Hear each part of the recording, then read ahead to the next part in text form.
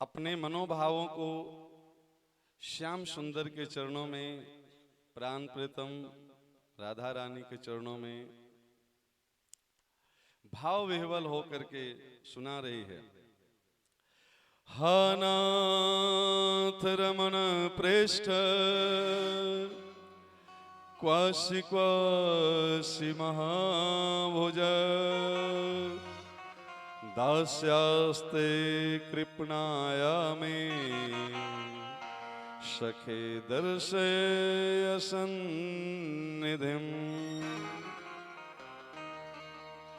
हा नाथ, हा रमन, हा प्रेष्ठ, हा महाभुज, तुम कहाँ हो? तुम मेरी ओर इतनी कठोर वाणी का प्रयोग क्यों कर रहे हो? क्या तुम हमारे वही प्रिया प्रियतम हो जो कभी थोड़ी सी छाछ पीने के लिए कितनी मधुर बंसी वादन करके सुनाया करते थे, थोड़ी सी माखन खाने के लिए कितने सुंदर नृत्य करके दिखाया करते थे। आज हमारे प्राण धन जीवन धन श्याम सुंदर हमारे प्रति इतनी कठोर क्यों हो गए? और श्याम सुंदर अपने मंद मंद मुस्कुराहट से जमुना तट पे अपनी अधरामृत का पान अपने अधरों पे पड़ी वेनों को करवा रहे हैं। बहुत ही सुंदर मधुर मधुर वेणु रव। गोपियों का अचानक ही दृष्टि जाती है श्याम सुंदर के हाथों में पड़ी बंसी पे, और आज गोपियां आपस में चर्चा करती है, अरे गोपी, अरे सखी, हमसे तो कहीं भाग्यवान ये बंसी है। हम तो श्याम सुंदर के प्रेम पाने के लिए कितने लालायित रहते हैं, पर ये बंसी कितनी सौभाग्यशालिनी है। श्याम सुंदर कभी अपने से अलग ही नहीं करते हैं, और इसका आसन भी कितना सुंदर लगाए हैं मनमोहन ने। ब्रज जीवन होठन की तकिया, ब्रज जीवन श्याम सुंदर के होठों का ही तकिया लगा है। ब्रज जीवन होठन की तकिया नित मंगल मोद मनावती है। इतने कोमल नर्म नाजुक श्याम सुंदर के अधरों पे ये बंसी जब भगवान के अधरामृत का पान करती है। अधरा शब्द का अर्थ समझ लीजिए, बड़ा सुंदर भाव है। अधरा जो इस धरा का नहीं है।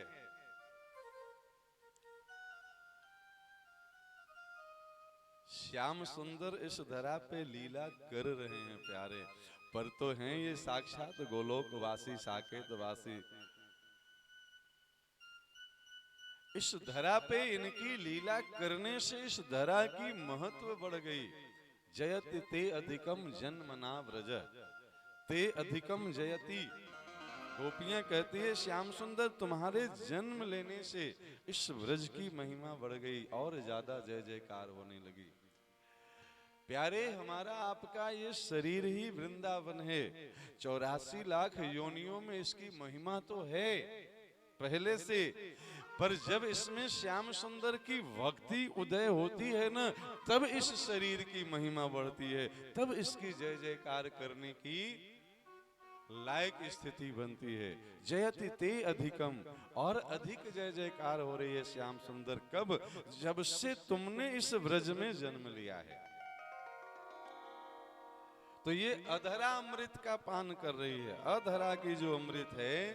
और ऐसे अधरामृत का पान जब करती है तो ये निर्जीव बांस की पोंगरी भी सजीव हो उठती है।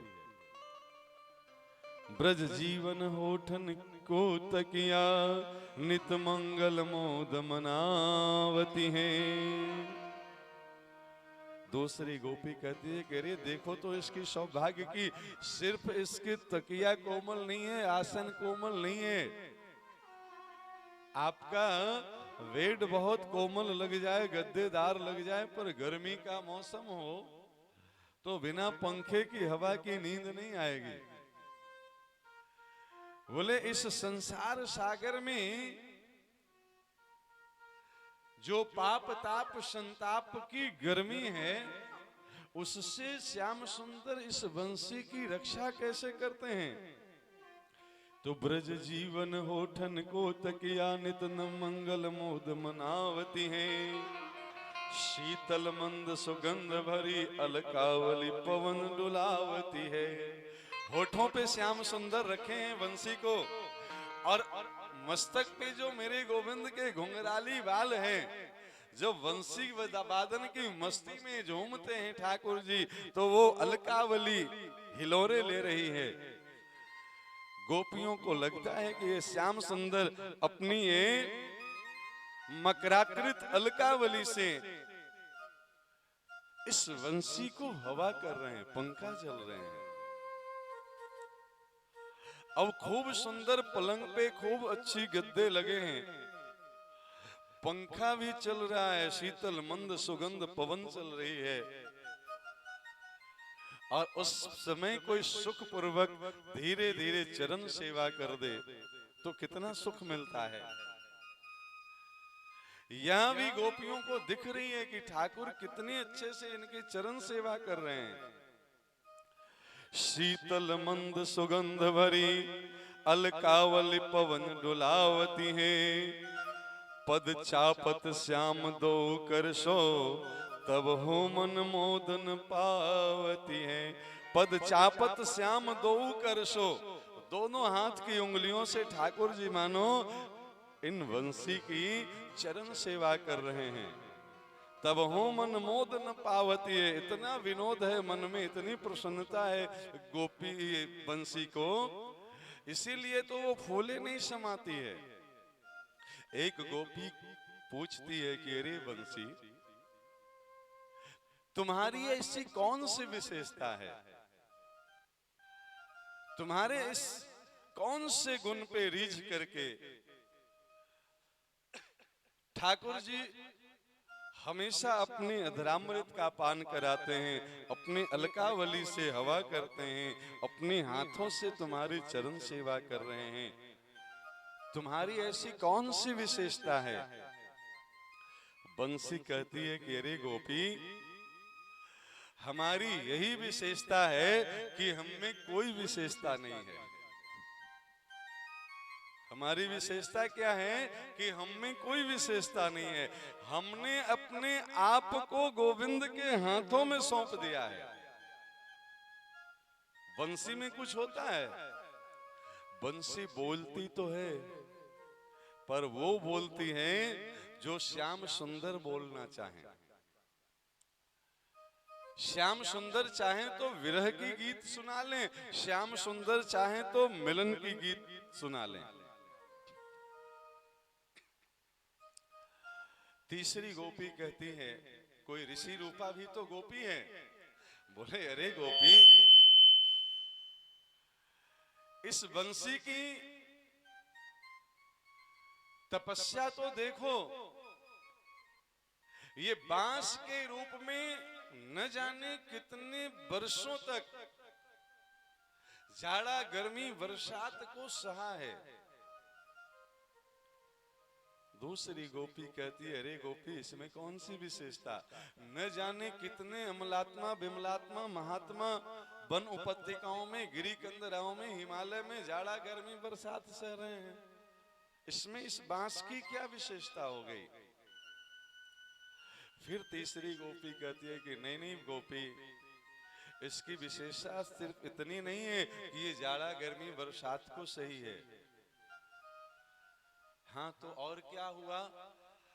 बोले फिर कोई बंसी बनाने वाला व्यक्ति आता है और इसके शरीर पे आरी चलाता है, इसको अपने घर परिवार से काट करके समूह से अलग कर देता है, ये उफ नहीं करती है। फिर इसके टुकड़े टुकड़े किए जाते हैं। इतनी ही बात नहीं होती है, फिर हर टुकड़े के गांठ को जो है सो छेदा जाता है। बांस के अंदर जो गांठ होती है, बंसी में वो गांठ नहीं होती है। वो बांस की गांठ कैसे छेदी जाती है, तो गरम गरम लोहे की सलाखों को उसके हृदय में पिरोया जाता है, पर फिर भी वो बांस की पोंगरी उफ नहीं करती है। फिर इसके हृदय में छेद किया जाता है। बंसी के हृदय में कई छेद होते हैं। पता है गोपी, इसने इतने सारे कष्टों को सहते हुए भी अपने मुख से कभी उफ नहीं बोला, सिर्फ और सिर्फ एक उम्मीद लिए ये सब कुछ सहती रही कि मेरे साथ चाहे जितना भी जैसा भी व्यवहार होना है हो जाए, बस एक बार श्याम सुंदर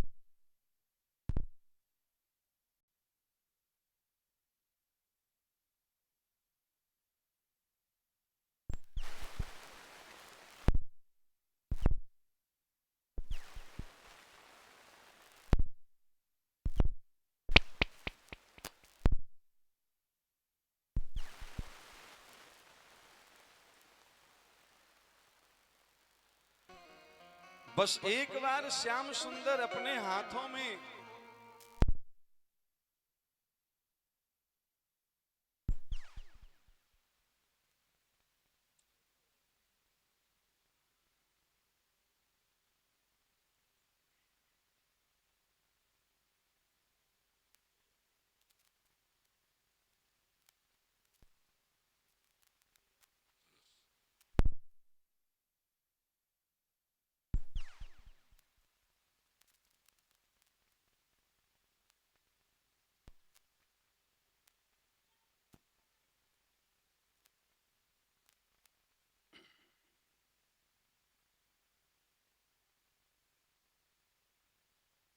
हरिओम, जय श्री राधे।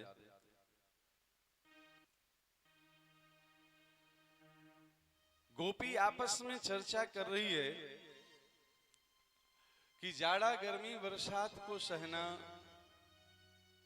अपने शरीर पे आरे चलवाना, अपने समूह से अलग होकर के रह लेना, खंड खंड अपने शरीर को करवा लेना, टुकड़े टुकड़े हो जाना, अपने अंदर की सारी गांठ को समाप्त कर लेना। ये गांठ क्या है? हमारे अंदर के जो छल कपट है, यही तो ठाकुर जी कहते हैं मोहि कपट छल छिद्र न भावा। जब हमारे सारे गांठ समाप्त हो जाते हैं, पर बात इतना से भी नहीं बनती है, फिर अपने आप को गोविंद के हाथों में सौंप दे। सौंप दे कहे तो बेच दे।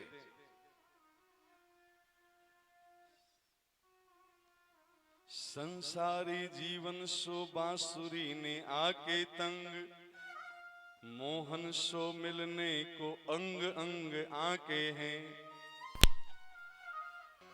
विकलता व्रण सी बिलो की यदुवीर जूने, नीर भरे ठौरन को अंग अंग ढाके हैं। अंगुरी उठी जात तब मुरली अकुलात ऐसे, जैसे दुखित घाव के टूट जात टाके हैं। संसारी जीवन सो बांसुरी ने आके तंग, मोहन सो मिलने को अंग अंग आके हैं। इस संसारी जीवन से तंग आकर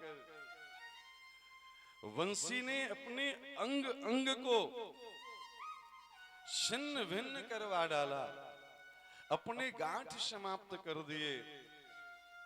उसकी गोविंद से मिलने की विकलता को देखकर विकलता ब्रंशी बिलो की यदुवीर जूने, जब श्याम सुंदर यदुवीर ने उस वंशी की विकलता को देखी तो नीर भरे ठौरन को अंग अंग ढाके हैं। फिर उसके जितने छिद्र थे ना प्यारे, श्याम सुंदर ने अपने उंगलियों से उसे ढक दिया।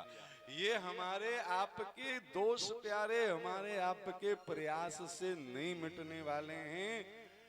इससे जब आप गुरु और गोविंद के चरणों में समर्पित कर देंगे ना, तो ठाकुर जी अपनी ओर से कृपा करके हमारे भीतर के दोष समाप्त कर देते हैं। हमारे छिद्र को भरने का काम तो गोविंद ही करते हैं। अंगुरी उठी जात तब मुरली अकुलात ऐसे, जब स्वर फूंकने के क्रम में जब उंगली उठती है, जब बांसुरी से उंगली ऊपर जाती है, तो बांसुरी ऐसे अकुलाती है। कैसी? अंगुरी उठी जात तब मुरली अकुलात ऐसे, जैसे दुखित घाव के टूट जात टांके हैं। जैसे किसी का ऑपरेशन हुआ है और उसका टांका टूट जाए तो कितनी दर्द होगी। इस प्रकार से उस बांसुरी की एक क्षण का वियोग, श्याम सुंदर अपनी उंगली उठाते हैं स्वर भरने के लिए, वो एक क्षण का वियोग भी बर्दाश्त नहीं हो रहा है। जो लो बिनीत फिर उंगली न आवे तो लो, बांसुरी सुनावे बोल विरह वेदना है। जब तक फिर उंगली वापस नहीं आती है, तब तक उस बांसुरी में विरह की गीत फिर चलते रहते हैं। ये बांसुरी के विरह है। जब गोपियों को लगता है कि इस बांसुरी ने कृष्ण का प्रेम पाने के लिए अपने जीवन को इस तरह से तपाया है, इस तरह से गलाया है कि श्याम सुंदर की भोग्या बन जाए। प्यारे, हमारा आपका जीवन भी ये कठोर बांस की तरह है।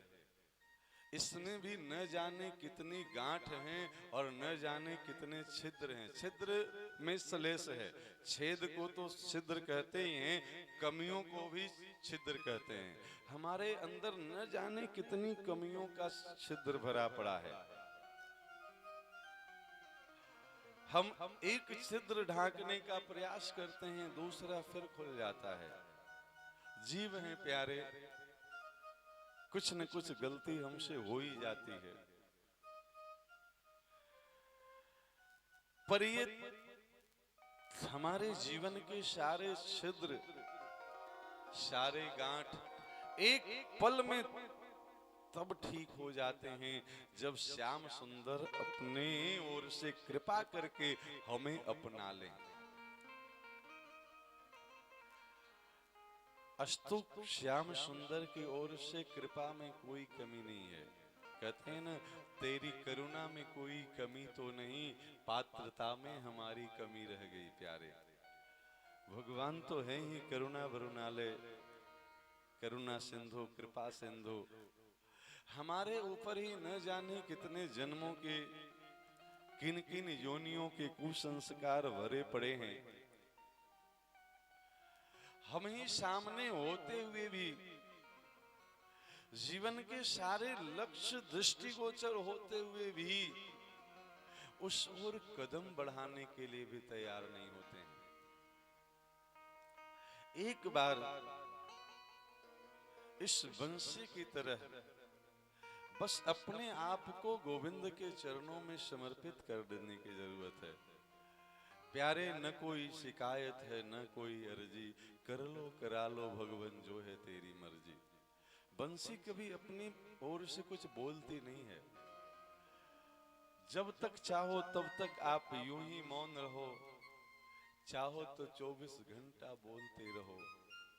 जो अपने प्रिया प्रीतम की ही आवाज को दोहराती हो, सुनती हो, समझती हो, भगवान के सिवा और कुछ जिसके जीवन का उद्देश्य ही नहीं है। हमारी स्थिति क्या है?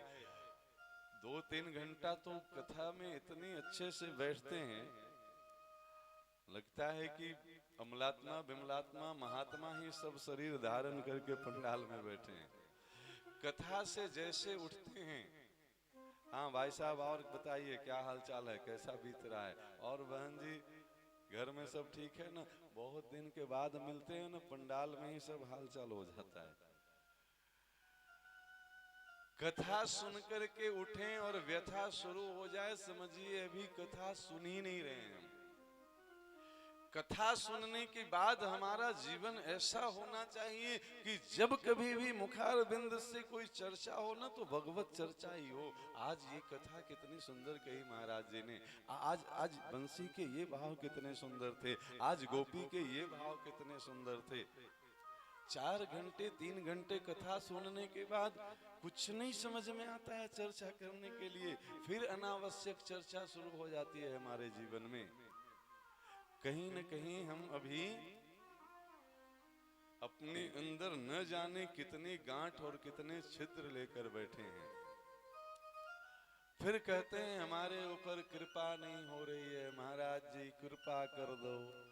कृपा शब्द को समझिए, कर और पा, 2 शब्द से बना कृपा। पहले जो शास्त्रों में कहा गया है उसको करिए, फिर उसमें जो फलश्रुति लिखी हुई है उसको पाइए। करी कुसंग चाहत कुशल रहीमन यह अफसोस, महिमा घटी समुद्र की रावण बसा पड़ोस। कुसंग भी करेंगे और कुशलता भी चाहेंगे। इन इंद्रियों से दिन भर न जाने, न खाने योग्य खाते हैं, न पीने योग्य पीते हैं, न बोलने योग्य बोलते हैं। अरे सच्चाई तो ये है प्यारे, भगवान की करुणा कृपा न हो न तो आपकी तो आप जानो, हमारी जो स्थिति है साधन के नाम पे तो कुछ बनता नहीं है, बस थोड़ा बहुत दिखावे का ढोंग ही होता है। 24 घंटे में 2 रोटी तो छोड़ दीजिए, 100 ग्राम सूखा आटा भी फाकने को मिल जाए, इस लायक भी जीवन नहीं है हमारी। ये तो हमारे मालिक की मौज है प्यारे, उनकी कृपा है कि वो अकारण करुणा वरुणालय है। वो बिना कारण के ही कृपा बरसाते रहते हैं भी परम पिता है ना, तो बच्चों पे तो पिता की स्नेह स्वाभाविक होती है, पर बच्चों की भी तो थोड़ी जिम्मेवारी है ना कि वो अपनी उदंडता को थोड़ी तो कम करे। हम तो इतने उदंड बने बैठे हैं, चाहे जितना उपदेश सुन लें हाथ कुछ लगती नहीं है। अरे सुनने वाले की तो सुनने वाले जाने, कहने वाले की भी हाथ कुछ नहीं लगती है। हम लोग भी बस जीवन भर कहते ही रह जाते हैं, इसीलिए तो इनका नाम ही है वक्ता, ये बकने वाले हैं। जीवन में उतरा नहीं, साधने वाले बने नहीं, तो जीवन भर बकते रहिए, कुछ प्रभाव नहीं पड़ने वाला है।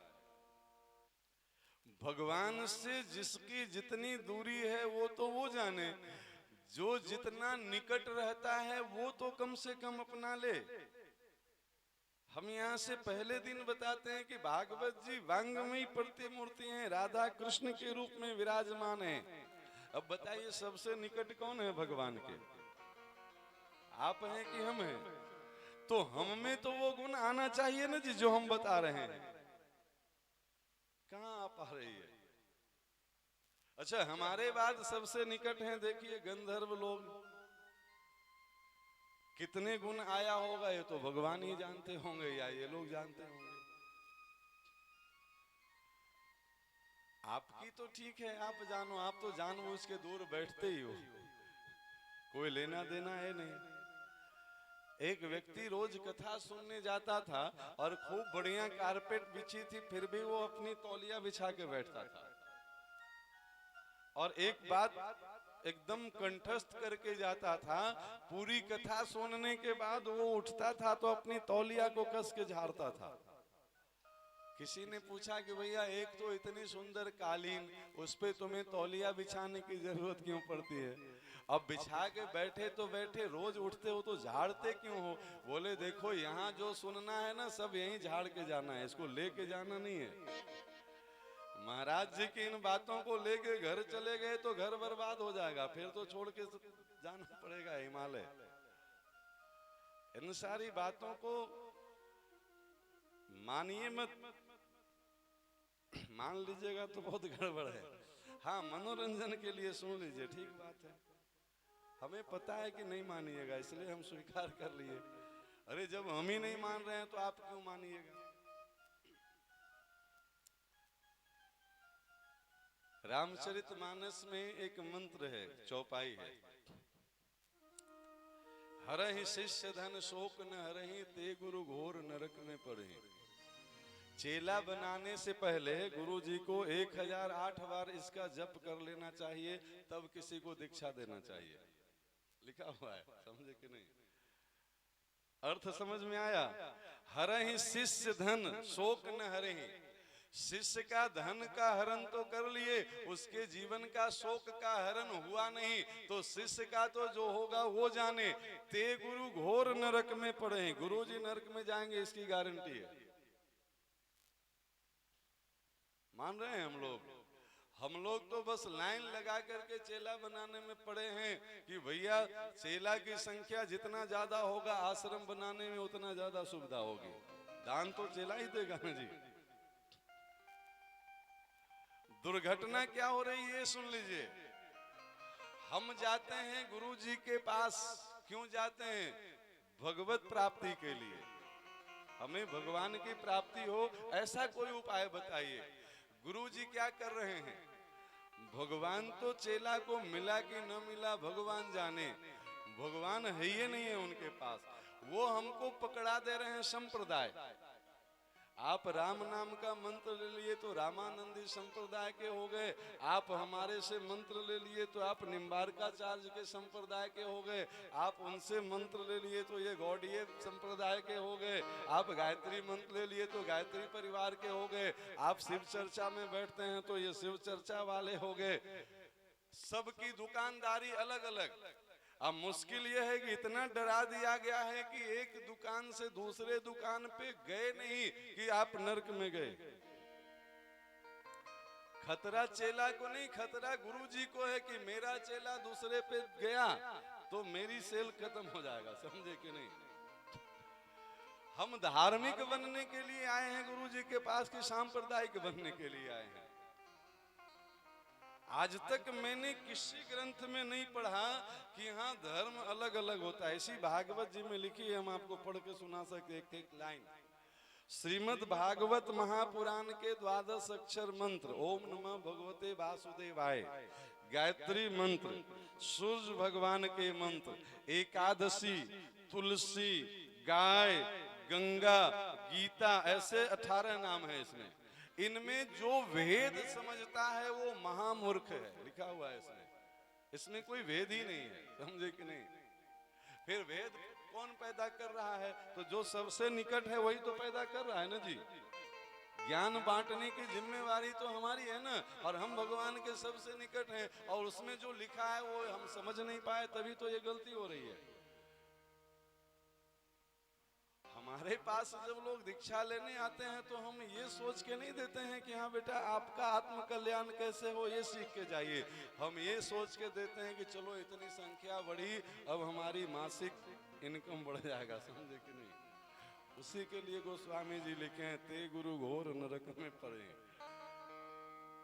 इसीलिए तो बोल रहे हैं कि 100 ग्राम सूखा आटा फाँकने जैसी भी साधन नहीं हो रही है, फिर भी अगर चकाचक चल रहा है तो ये उनकी कृपा से चल रहा है, हमारे कर्मों से नहीं चल रहा है, समझे कि नहीं?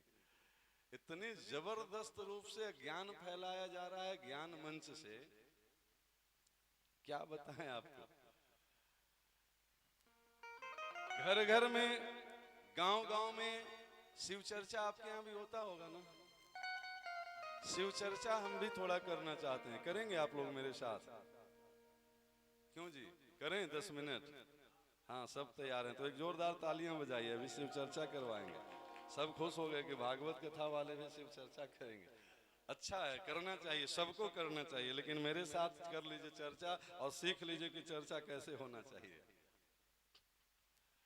शिव जी का सबसे बड़ा भक्त हुआ रावण, हुआ ना जी? नाम सुने हैं ना? अच्छा, सबसे बड़ा क्यों कह रहे हैं? आज के बड़े से बड़ा विद्वान का काम नहीं चलेगा रावण के बिना पूजा में।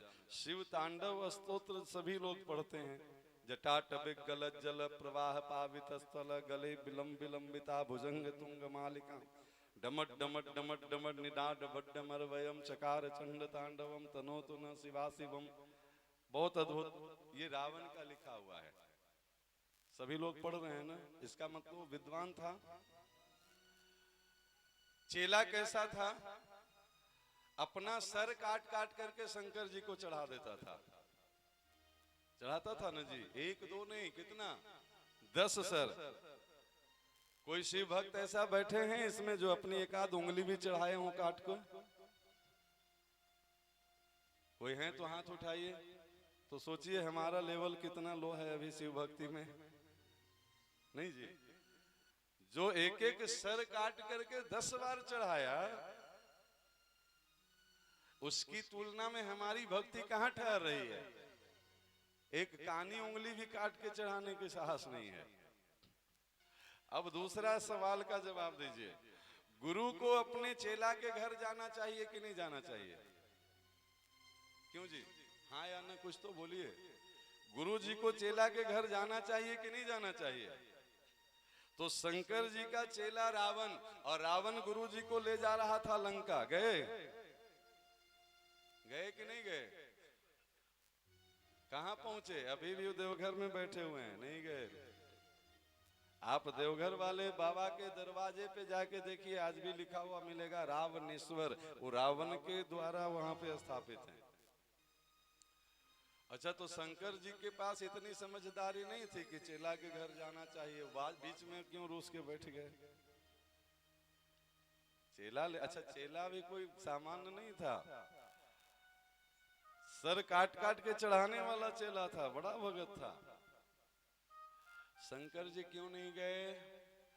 क्योंकि शंकर जी पे तो वो सर काट काट के चढ़ाता था, और शंकर जी का जो प्रिय वो क्या है? तुम पुनि राम राम दिन राती, सादर जपहु अनंग राती।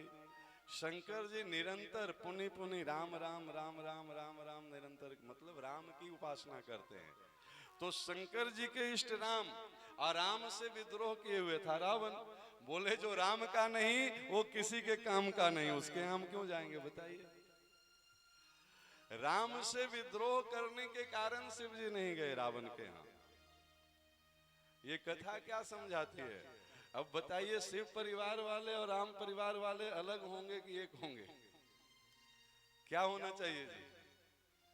आप शिव की तो उपासना करें और राम की कथा से आप परहेज करें, रामचरितमानस से विरोध करें, तो आप उम्मीद करते हैं कि शंकर जी प्रसन्न हो जाएंगे। जब रावण का नहीं हुए तो तुम्हारा क्या होंगे?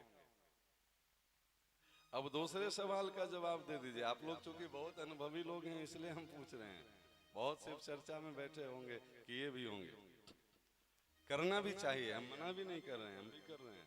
ये शिव के बारे में चर्चा, यही तो है ना शिव चर्चा, हम चर्चा कर रहे हैं। और आप कहें तो हम रात भर कर सकते हैं ठाकुर जी की कृपा से। अपने भगवान का प्रसाद खाना चाहिए कि नहीं चाहिए? हम रोज बता रहे हैं कि भक्त का भोजन वही है जो भगवान का भोग लगा हो, जिसमें तुलसी दल चल पड़ी हो, जिसमें वो घंटी बजा के जल गिरा के भोग बनाया गया हो।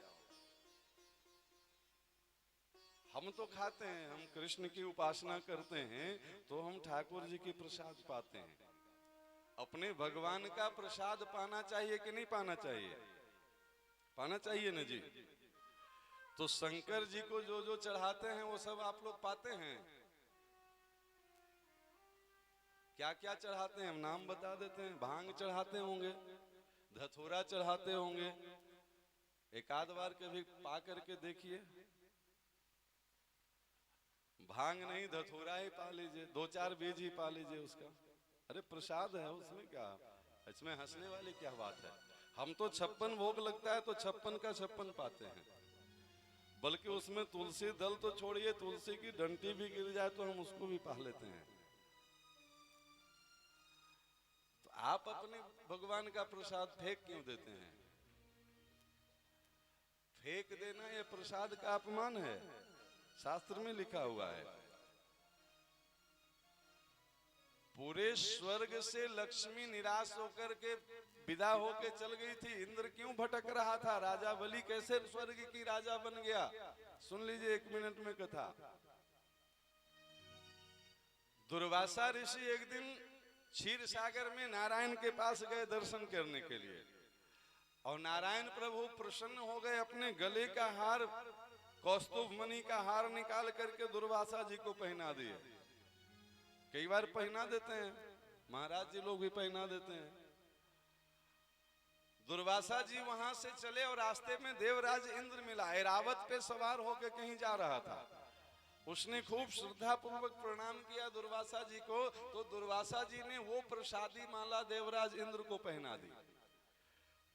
देवराज इंद्र ने उस प्रसादी माला का वैल्यू नहीं समझा, या जो समझ लीजिए उसके गले में पहले से बढ़िया बढ़िया मणियों की माला होगा, तो क्या मतलब है उस फूल की माला की। तो उसने उसको निकाल करके अपने ऐरावत हाथी के मस्तक पे डाल दिया।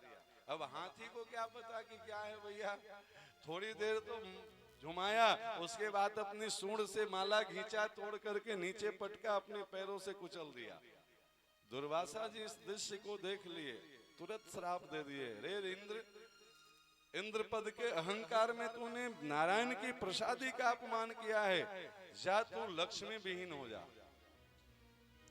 देवताओं के राजा इंद्र आधे मिनट में लक्ष्मी जैसे ही देवलोक से प्रस्थान कर गई दुर्वासा के श्राप से, वो वन वन में भटक रहा था और राक्षस लोग कब्जा कर लिए। राक्षसों के तरफ से देवराज बलि इंद्र बन गया। ये प्रसाद के अपमान का फल सुन लीजिए, भागवत जी की कथा है। आपने कभी सोचा कि शिव जी को चढ़ा करके हम प्रसाद फेंक देते हैं, इससे वो प्रसन्न होंगे कि नाराज होंगे? किसी शास्त्र में आप पढ़े हो प्रसाद फेंकने का महत्व तो बताइए। आप कहें तो हम माइक भेजवा सकते हैं आपके पास, हम तो नहीं पढ़े हैं, हम तो प्रसाद पाने का महत्व पढ़े हैं। हाँ, प्रसाद फेंकने का महत्व सुन लीजिए, बता देते हैं क्यों फेंका जाता है। अगर आप इस भाव से शिव चर्चा करना शुरू कर दीजिए ना, तो फिर वहीं भागवत कथा शुरू हो जाएगी, वहीं राम कथा शुरू हो जाएगी। शिव है कल्याण के देवता, तुम त्रिभुवन गुरु वेद बखानी। शिव गुरु हैं और गुरु ही कल्याण कर सकते हैं। जीवात्मा की तो चले क्या प्यारे, जो बिरंची शंकर सम होई, गुरु बिन भवनिधि तरे न कोई। ब्रह्मा जी के जैसे हो जाए, शंकर जी के जैसे हो जाए, फिर भी गुरु के बिना कल्याण नहीं होगा, तो सामान्य जीवों की तो चले क्या। तो शिव यानी कल्याण के देवता, सदगुरु। और गुरु को क्या दे रहे हैं, तो वो दे दीजिए आप, चाहे आप धतूरा दे दीजिए, भांग दे दीजिए, या आप उसके इर्द गिर्द के बहुत सारे, अब धतूरा में धतूरा का फूल भी लोग चढ़ा देते हैं, फल भी चढ़ा देते हैं, बीज भी चढ़ा देते हैं, भांग भी चढ़ा देते हैं, कच्चा बेल भी चढ़ा देते हैं। ये सब क्या है, इसको समझ लीजिए। छोटा बच्चा को जब पढ़ाया जाता है तो क से कबूतर पढ़ाने के लिए कबूतर का फोटो दिखाया जाता है, नहीं। ब से बॉल पढ़ाने के लिए बॉल का फोटो दिखाया जाता है। ये नर्सरी की क्लास है शिव पूजा का। ये जो भांग धतूरा है, ये क्या है, ये नशीली चीजें हैं। ये अगर अंदर चला जाए तो शरीर का नुकसान होगा, इसीलिए तो नहीं खाते हैं ना। तो सिर्फ भांग धतूरा नुकसानदेह नहीं है शरीर के लिए, इसके अंदर बहुत सारा चीज ऐसा बुराई भरा पड़ा है जो हमारे जीवन को सने सने नष्ट कर रहा है। वो कौन सा बुराई है, नाम लिख लीजिए, हम बोल देते हैं, यहाँ से सुन लीजिए, आप याद हो जाएगा। अपने से बड़ों के साथ अगर हम ऊंची आवाज में बात कर रहे हैं तो ये हमारे जीवन का बुराई है। अपने से बड़े के साथ अगर हम सम्मान पूर्वक व्यवहार नहीं कर रहे हैं, ये अच्छाई है कि बुराई है। रामचरितमानस कहती है, प्रातः काल उठ के रघुनाथा, माता पिता गुरु ना वही माथा। और आज की स्थिति है कि प्रातः काल तो उठते नहीं है आज के रघुनाथ, 8 बजे भी माता पिता चले गए उठाने के, बेटा उठ जा 8 बज गया। तो प्रातः काल उठ के रघुनाथा, माँ तो पिता पे चला वही हाथा। किनारे वही, अभी थोड़ा और सोने दीजिए, समझे कि नहीं। अभी तो नींद पूरी है, 1:30 बजे तक तो हम मोबाइल पे वो चैटिंग कर रहे थे, अभी तो सोए हैं, आप उठाने चले आए। ये हो रहा है, लिखी है भागवत जी में। कलयुग का दोष में ये सब वर्णन है कि कलयुग में क्या क्या होगा। ऐसी और बहुत सारी, हम जो जिह्वा से नहीं खाना चाहिए वो खा रहे हैं, जो नहीं पीना चाहिए वो पी रहे हैं, जो नहीं बोलना चाहिए वो वे बोल रहे हैं। इन सारी बुराइयों को जाकर के शिव जी के पास चढ़ा दीजिए और उसको वहीं छोड़ दीजिए, इसका प्रसाद वापस मत लाइए। इसलिए वो प्रतीक है भांग धतूरा। जिस प्रकार से ये समाज के लिए, परिवार के लिए, शरीर के लिए नुकसानदायक है, उसी प्रकार से जीवन में काम, क्रोध, मद, मोह, लोभ, अहंकार आदि जो बुराइयां हैं, जब भी जाइए शिव के पास, गुरु के पास, तो इसको वहीं चढ़ा के छोड़ दीजिए, इसका प्रसाद मत लीजिए। लेकिन हम तो छोड़ते कुछ नहीं है, बस वो धतूरा छोड़ के आ जाते हैं। क्यों जी? कितने शिव भक्त हैं जो अपनी बुराई छोड़ के आए हैं शिव के चरणों में? हाथ उठाइए, हम उनका सम्मान करेंगे, माला पहना के पुरस्कार भी देंगे। एक आध भी तो हाथ उठाइए, इतने दिन से शिव चर्चा कर रहे हैं। वाह, क्या बात है। शिव चर्चा समझ में आ रहा है कैसे होना चाहिए?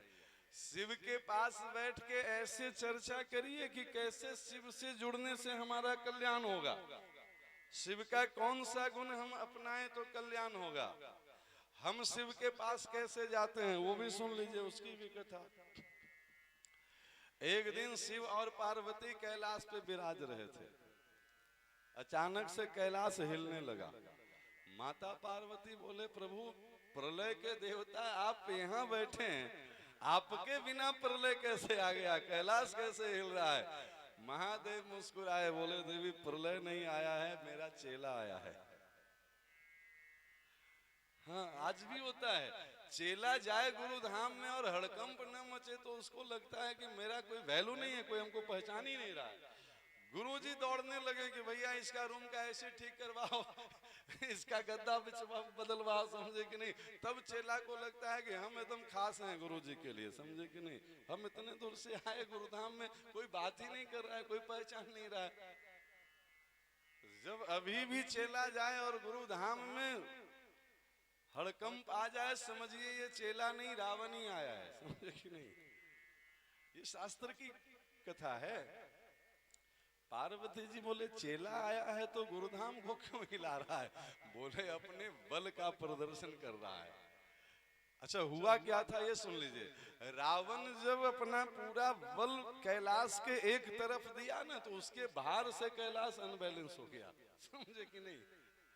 तराजू के पलड़े पे एक तरफ आप 50 किलो रख दें, एक तरफ कुछ नहीं रहेगा, तो पलड़ा हिलने डुलने लगेगा ना जी। एक तरफ पूरा रावण और दूसरा तरफ खाली, तो पूरा कैलाश अनबैलेंस। पार्वती जी बोली, चेला अगर आपका ऐसा है तो खबरदार दोबारा नहीं आना चाहिए। बोले, वो पूजा करने आ रहा है देवी। देवी बोले, तो पूजा करवाने आप जाया करिएगा, हमारे यहाँ मत लाया करिए उसको, समझे कि नहीं? अब दूसरी घटना सुन लीजिए। ये सुन लिया वहां से, रावण चेला था ना, वो बड़ा भी था, वो पर्वत के सामान था वो। उसके बाद चेला लगा गुरुजी को पहाड़ सहित उठाने, कैलाश के सहित उठा लिया माथे पर। बोले, यहाँ नहीं आना है तो हम पूरा कैलाश को ही लेके चले, समझे कि नहीं? इतने में उधर से नारद जी आ गए। बोले, अरे रावण, ये तू क्या कर रहा है? रावण बोला, गुरुजी को प्रणाम कर रहे हैं। अच्छा, ऐसे प्रणाम किया जाता है? बोले, देख नहीं रहे कैलाश पे गुरुजी हैं और कैलाश अपने माथे पे रखे, तो गुरुजी को सिरोधार्य कर लिए ना जी, उनका चरण हमारे माथे पे आया कि नहीं आया? वाह, बहुत अच्छा प्रणाम किए हो। नारद जी बोले, बेटा आज तक हमने ये सुना है और देखा है कि चेला जाता है गुरुजी के चरणों में साष्टांग लौट करके प्रणाम करता है, गुरुजी चेला को उठा के अपने हृदय से लगाते हैं, आशीर्वाद देते हैं। रावण बोला, वो चेला कोई और होगा जिसको गुरुजी उठाते होंगे, ये चेला ऐसा है जिसके कारण गुरुजी उठे हुए हैं। अरे जब से रावण चेला बना तब से शिव को लोग जानने लगा, वरना ये धतूर खाने वाले बाबा को कौन जानता था? आज भी हम लोग यही समझते हैं कि मेरे चलते हमारे मिशन की इतनी प्रतिष्ठा है, वरना कौन पूछता था, समझे कि नहीं। हम चेला बन गए तो गुरुजी को लोग जानने लगा, वरना आपके गांव में कौन जानता था हमको, बताइए। 2-4 चेला से ही तो जानकारी है ना। ये सब चेला नहीं, ये सब रावण ही है, समझे कि नहीं। जिसको लगे कि हमारे चलते गुरुजी की प्रतिष्ठा है, ये हम नहीं कह रहे हैं, रावण बोल रहा है नारद जी से। बोले वो चेला कोई और होगा निरीह जिसको गुरुजी उठाते होंगे, हमें गुरुजी की क्या जरूरत है, गुरुजी को हमारी जरूरत है। हमारे कारण उनकी प्रतिष्ठा है कि त्रिलोकी विजयी रावण का गुरु हैं, इसलिए लोग उनको जानता है, समझे कि नहीं। क्या मिला रावण को वो सुन लीजिए। शिव चर्चा का वास्तविक स्वरूप अगर समझ में आ रहा हो तो कुछ सीखने का प्रयास करिएगा। राम रावण का युद्ध होने लगा, आप सब परिचित हैं कथा से। सभी लोग समझाने गए रावण को, नहीं, मंदोदरी समझाए, विभीषण समझाए, अंगद समझाए, हनुमान जी समझाए। पार्वती जी बोली कि प्रभु सब समझाने गया, आप अपने चेला को क्यों नहीं समझाने गए। कहीं नहीं आप पढ़िएगा कि शंकर जी समझाने गए हों, नहीं समझाए। शंकर जी बोले देवी जो रावण को समझाने जा रहे थे ना, वो सब खुद ही ना समझ थे। रावण को समझाने का प्रयास करना अपनी नासमझी का परिचय देना। बोले प्रभु बाकी की तो हम नहीं जानते हैं, पर आप उनके गुरु हैं, आप ऐसा कैसे कह सकते हैं। गुरुजी बोले जो किसी का समझता ही नहीं है उसको समझाने से फायदा क्या है। अरे जिसकी पत्नी समझाई, भाई समझाया, किसी का नहीं समझा, राम का दूत समझाया, उसका नहीं समझा, तो फिर उसको समझाने का क्या लाभ। देवी बोले कि फिर भी चेला है, एक आध बार प्रयास तो करना चाहिए था आपको। शंकर जी बोले प्रयास किए थे। कब किए थे कहीं पता नहीं चला। बोले समझाने के लिए जब उसके पास गए ना, तो रावण हमको देख के हंसा। अच्छा, चेला गुरुजी को देख के हंसा तो खुश होके हंसा होगा। बोले नहीं, हंसा नहीं, बेहसा। बेहसा जगत विदित अभिमानी। क्यों चेला गुरुजी को देख के हंसा क्यों। बोले गुरुजी को देख के चेला बोला कि गुरुजी इधर देखिए। हाँ बेटा क्या देखें। बोले आप तो पंचानन है ना, 5 सिर है आपका, इधर देख लीजिए दशानन है। ज्ञान में पहले से हम आपसे दुगने हैं, आप हमको क्या समझाइएगा बताइए। जो गुरु जी से ज्ञान में पहले से अपने आप को दुगना मान के बैठा हुआ है, उसको शंकर जी जैसे भी गुरु जी मिल जाए तो क्या समझा लेंगे बताइए।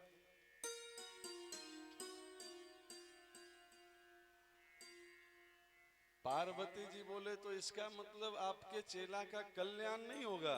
बोले होगा। जब हम चेला बनाए हैं तो जिम्मेवारी तो हम उठा के रखे हैं ना। मेरे पास गुरुदाव है, उसका प्रयोग करेंगे।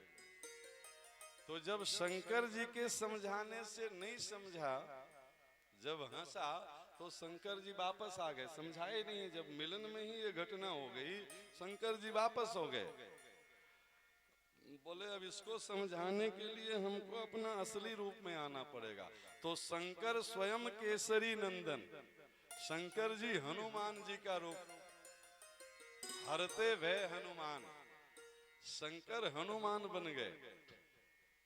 पार्वती जी बोले कि आप ये रूप क्यों ले रहे हैं। बोले चेला को समझाना है। तो चेला को ठीक करने के लिए गुरु को भी कभी कभी नाटक करना पड़ता है, गुरुदाव खेलना पड़ता है। बोले तो हम वो गुरुदाव देखने के लिए हम भी साथ चलेंगे। बोले देवी ये मेरा ब्रह्मचर्य का जीवन होगा, हम ब्रह्मचारी बनेंगे, ठाकुर जी की सेवा करने का भी मन है, दोनों काम हो जाएगा। देवी पार्वती बोली कि आपके ब्रह्मचर्य में कोई बाधा नहीं आएगी, हम गुप्त रूप से आपके साथ चलेंगे। कैसे चलिएगा? बोले हम आपकी पूंछ में विराजमान हो जाएंगे। तो हनुमान जी की पूंछ जो है वो पार्वती जी बनी है। आगे कथा आएगी, लूम लपेट लंक को जा रहा। लंका को किसने जलाया? हनुमान जी नहीं, पूंछ में आग लगी ना जी।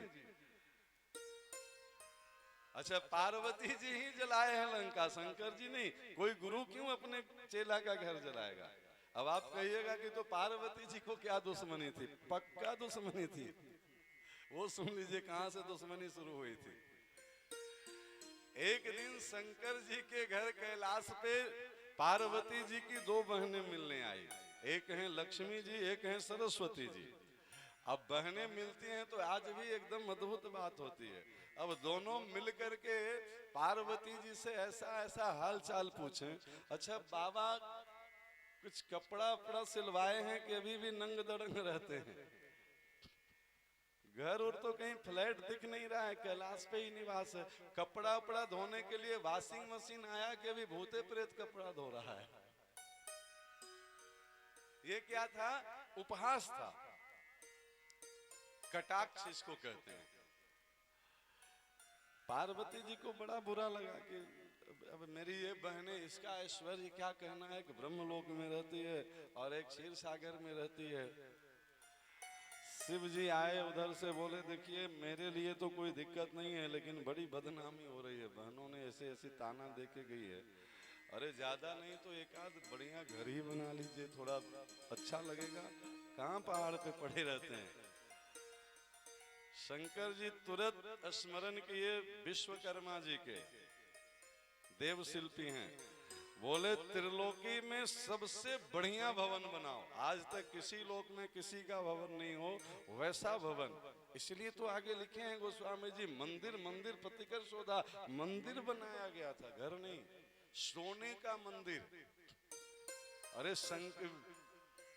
नारायण भी रहते हैं तो कहाँ? खारे समुद्र में रहते हैं, क्षीर सागर में रहते हैं, समझे कि नहीं? और यहाँ बाबा की बन गई सोने की मंदिर, पूरी लंका बन गई त्रिकूट पर्वत पे। अब भवन जब बढ़िया बनता है तो गृह प्रवेश के लिए पंडित जी को बुलाया जाता है। तो रावण के पिता विश्रवा मुनि उस समय के बहुत विद्वान ऋषि थे, उनको बुलाया गया गृह प्रवेश के लिए। और साथ में वो रावण बच्चा था उस समय, वो आ गया था, पंडित जी के साथ चल देता है। छौ तो शंकर जी के यहाँ खूब विधिवत गृह प्रवेश हुआ। पार्वती जी गठबंधन करके पूजा कर रही थी। पूरा हुआ यज्ञ। शंकर जी बोले ब्राह्मण देवता दक्षिणा में जो चाहो सो मिलेगा। देवाधिदेव महादेव के पुरोहिताई करने का मौका मिला है। अब विश्रवा मुनि को पता नहीं समझ में आता कि नहीं आता। रावण बगल में बैठा था, बोला पिताजी बढ़िया मौका है, इतना बढ़िया घर है ना, दक्षिणा में यही मांग लीजिए। अच्छा, ये शिव की ही प्रेरणा से रावण के मन में आया, क्योंकि शिव को घर में फंसना नहीं था, उनको बस पार्वती अम्बा का मन रखना था। बोले अब आपको कोई गरीब तो नहीं ना कहेगा। अरे इतना बढ़िया घर जो दान कर सकता है वो कितना दानी होगा, कितना धनी होगा, आप कल्पना कर लीजिए। आप लाखपति हैं और कोई लाख दान करता है तो आपसे बड़ा हुआ ना जी। विश्रवा मुनि बोले भगवान हमारी तो कोई इच्छा नहीं है, पर इस बच्चे की इच्छा है कि ऐसा एक घर हमको भी मिल जाता तो। शंकर जी बोले ऐसा घर क्यों मिल जाएगा, यही ले लो, संकल्प करवाओ, ओम विष्णु विष्णु विष्णु चकाचक। अब सोचिए कितनी मुश्किल से पार्वती जी को ये घर मिला था, और वो घर रावण की प्रेरणा से हाथ से निकल गया, तो पार्वती जी रावण के प्रति कैसा दृष्टि रखते होंगे। मौका मिला पार्वती जी को। इसके पहले गुरु जी का सुन लीजिए। इसके पहले गुरु जी बोले कि बेटा तुमको ठीक तो करेंगे, चाहे जैसे ठीक हो जाओ। इसको कहते हैं गुरु दाव। हनुमान जी बन करके चले गए वहां और हनुमान जी रावण को समझा रहे हैं। क्या समझा रहे हैं? राम चरण पंकज उर धरहूं, लंका अचल राज तुम करहूं। अर्थ समझ में आया? राम चरण पंकज उर धरहूं, भगवान राम के चरण कमल अपने हृदय में रख लो। क्यों? दिमाग तो तुम्हारा ठीक है, दिल खराब है। दिमाग मतलब आज की भाषा में कहें तो 10 GB का मेमोरी कार्ड था रावण, 10 सिर वाला था ना। ये 10 सिर क्या है वो भी सुन लीजिए। 4 वेद और 6 शास्त्र, जिसको 6 दर्शन कहते हैं, ये कंठस्थ था रावण को, इसलिए ये 10 सिर है उसका। 10 मतलब वो हमारे आपके सिर की कल्पना नहीं है। 4 वेद और 6 शास्त्र के वो प्रकांड विद्वान था, इसलिए उसको 10 सिर वाला कहा गया। हनुमान जी बोले कि देखो दिमाग तो तुम्हारा बहुत ठीक है, दिल थोड़ा अच्छा दिल खराब था, तभी ना सीता के प्रति उसके मन में कुभाव आया जी। रावण बोला कि आप कैसे कह सकते हैं, हमारे बारे में आपने सुना नहीं? लोग हमको त्रिलोक विजयी रावण कहते हैं, लोग हमको बलशाली रावण कहते हैं, लोग हमको विद्वान रावण कहते हैं। हनुमान जी बोले बेटा फोटोग्राफर 2 तरह का होता है। क्या मतलब?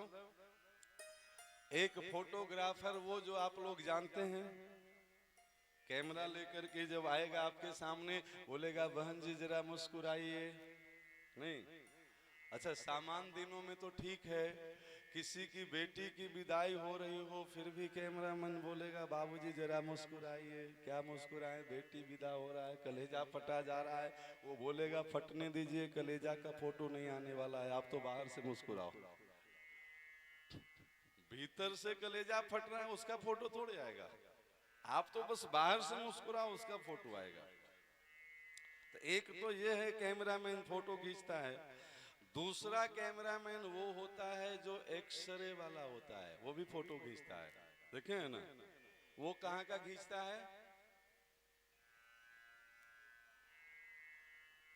आप बाहर से सूट पहने हुए हैं, कोट पहने हुए हैं, टी शर्ट पहने हुए हैं, इससे उसको कोई लेना देना नहीं है। आपके अंदर किस हड्डी में किस नस में टूट फूट है उसका फोटो खींचता है। और वो समझ में किसको आता है? डॉक्टर को। हनुमान जी कौन है? जय जय जय हनुमान गोसाई, कृपा करो गुरुदेव की नाई। गुरु है ना शंकर स्वयं केसरी नंदन, तो हनुमान जी गुरु बन करके गए हैं। अच्छा एक क्षण के लिए रावण एक लाइन बोलता है तो हनुमान जी को लगा कि कहीं ये पकड़ तो नहीं लिया हमको। मिला हमें पर गुरुवर ज्ञानी, नहीं आज हमें बहुत बड़ा ज्ञानी मिल गया, ज्ञानी गुरु मिला। हनुमान जी को लगा कि कहीं पहचान तो नहीं गया कि गुरु जी आ गए हैं, लेकिन वो दूसरे अर्थों में कह रहा था। वो इस अर्थ में कह रहा था कि अच्छा अब हमको बंदर समझाएगा। ये बड़े लोगों की समस्या होती है प्यारे, छोटे लोगों की बात समझ में नहीं आती है। हम प्रभारी हैं, ट्रस्टी हैं, महा ट्रस्टी हैं, हमको एक साधारण कार्यकर्ता समझा दे तो ये तो इंसल्ट ही होगा ना जी, हम कैसे समझ लेंगे? रावण को अब एक बंदर समझाएगा। हनुमान जी बोले समझना तो पड़ेगा तुमको। हनुमान जी बोले कि बेटा देखो अभी तक जो तुमको फोटो दिखाया गया है, बलवान रावण, विद्वान रावण, त्रिलोकी विजय रावण, ये सब फोटो को अपने ड्राइंग रूम में सजा के रखो। यहाँ तो वैद्य बन करके आए हैं, सद्गुरु वैद्य वचन विश्वासा। और वैद्य को जब समझ में आ जाता है कि बीमारी क्या है तो उसकी औषधि देता है वैद्य। तो ये वैद्य रूपी हनुमान जी औषधि बता रहे हैं कि राम चरण पंकज उर धरहूं। हमें बाहर का फोटो नहीं दिखाई दे रहा है, हमको तुम्हारे हृदय का फोटो दिखा रहा है, वो खराब है, उसको ठीक करो। कैसे ठीक होगा? तो राम चरण पंकज उर धरहूं, फिर क्या हो जाएगा? तो लंका अचल राज तुम करो, फिर तुम्हें कोई बिगाड़ने वाला नहीं होगा। माना रावण जी? इतना आसान से कैसे मानेगा? इतना गुस्सा में था, बोला अब अभी वध करो इस बंदर का। आदेश दे दिया मृत्यु दंड का। लेकिन क्या बात करते हैं, हनुमान जी खुद गए ही नहीं हैं। जिमि अमोघ रघुपति कर बाना, यही भांति चलियो हनुमाना। तो राम जी भेजे हैं तो बचाने की जिम्मेवारी भी राम जी। रावण जैसे ही बोला बंदर को मृत्यु दंड दो, सामने से आ गया विभीषण। नीति विरोध न मारिए दूता, आंग दंड कछु करे गोसाई। बोले स्वामी ये नीति के विरोध है, दूत को मारना नहीं चाहिए, कुछ और दंड दे दो। अच्छा, हनुमान जी सोच रहे हैं कि चलो जान तो बच गई, पर कुछ और दंड देते समय रावण को ये न याद आ जाए कि इसके स्वामी राम जी हमारे वहन शूर्पणखा की नाक कान काट दिए। कहीं ये आदेश न दे दे कि तलवार मंगवाई के नाक कान कटवाओ। तो आए हैं भगवान के काम करने के लिए और यहां से नाक कटा के जाएंगे। पकड़िए इस पॉइंट को। 84 लाख जीवों में भटकते भटकते ये मानव तन क्यों मिला है? साधन धाम मोक्ष कर द्वारा प्यारे परमात्मा को पाने के लिए ये शरीर मिला है, और अपने कुकर्मों के द्वारा नाक कटवा के जाओगे, क्या मुंह दिखाओगे भगवान के सामने खड़े होकर के? ये हंसने वाली बात थोड़े गुरुजी कर रहे हैं, हनुमान जी हैं। बोले नाक कान न कटे, इसका उपाय क्या है? तो हनुमान जी भी एक कौतुक करते हैं। अपनी पूंछ को पकड़े और बड़े प्रेम से पूंछ को सहलावें, कभी उसको चूमे, कभी वो माथे से लगाएं, कभी आंख से लगाएं। रावण बोला समझ गया समझ गया समझ गया। क्या समझ गया? तो कपि की ममता पूंछ पर। हनुमान जी बोले अब इतना तो समझ में आ गया कि नाक कान भी नहीं कटेगा, पर कहीं ये न कह दे कि तलवार मंगवाए के पूंछ देव कटवाए। तो पूंछ भी नहीं कटना चाहिए, क्योंकि पूंछ के रूप में पार्वती अम्बा है, वो कोई सामान्य पूंछ नहीं है। तब यहाँ पे सरस्वती जी की वंदना करते हैं हनुमान जी। आगे लाइन आता है, जब आग लगती है तो हनुमान जी कहते हैं भई सहाय सारद में जाना। सारद यानी सरस्वती। वो समझ गए कि सहायता कर दी सरस्वती जी। सरस्वती की वंदना करते हैं हनुमान जी की। एक बार आपने मति फेरी थी कुंभकर्ण की, दूसरा बार फिर मदद करिए। और तब सरस्वती जी ने रावण के जिह्वा पे बैठ करके ये कहवाया कि तेल बोर पटवान पुनी पावक देहु लगाए। अच्छा, अच्छे काम में जितना लोग चंदा देते हैं ना, गलत काम में उससे 10 गुना चंदा देते हैं। लिखा हुआ है रामचरितमानस में, हम अलग से नहीं बोल रहे हैं। रावण क्या बोला सुनिए धैर्य से। तेल बोर पटवान पुनी पावक देहूं लगाए। तेल में भिगाओ कपड़ा, तेल बोर भिगाओ किसको? पट यानी कपड़ा को, पूंछ में बांधो, आग लगा दो। लंकावासी बोले कि तेल में क्यों, हमारे यहाँ घी की कोई कमी है?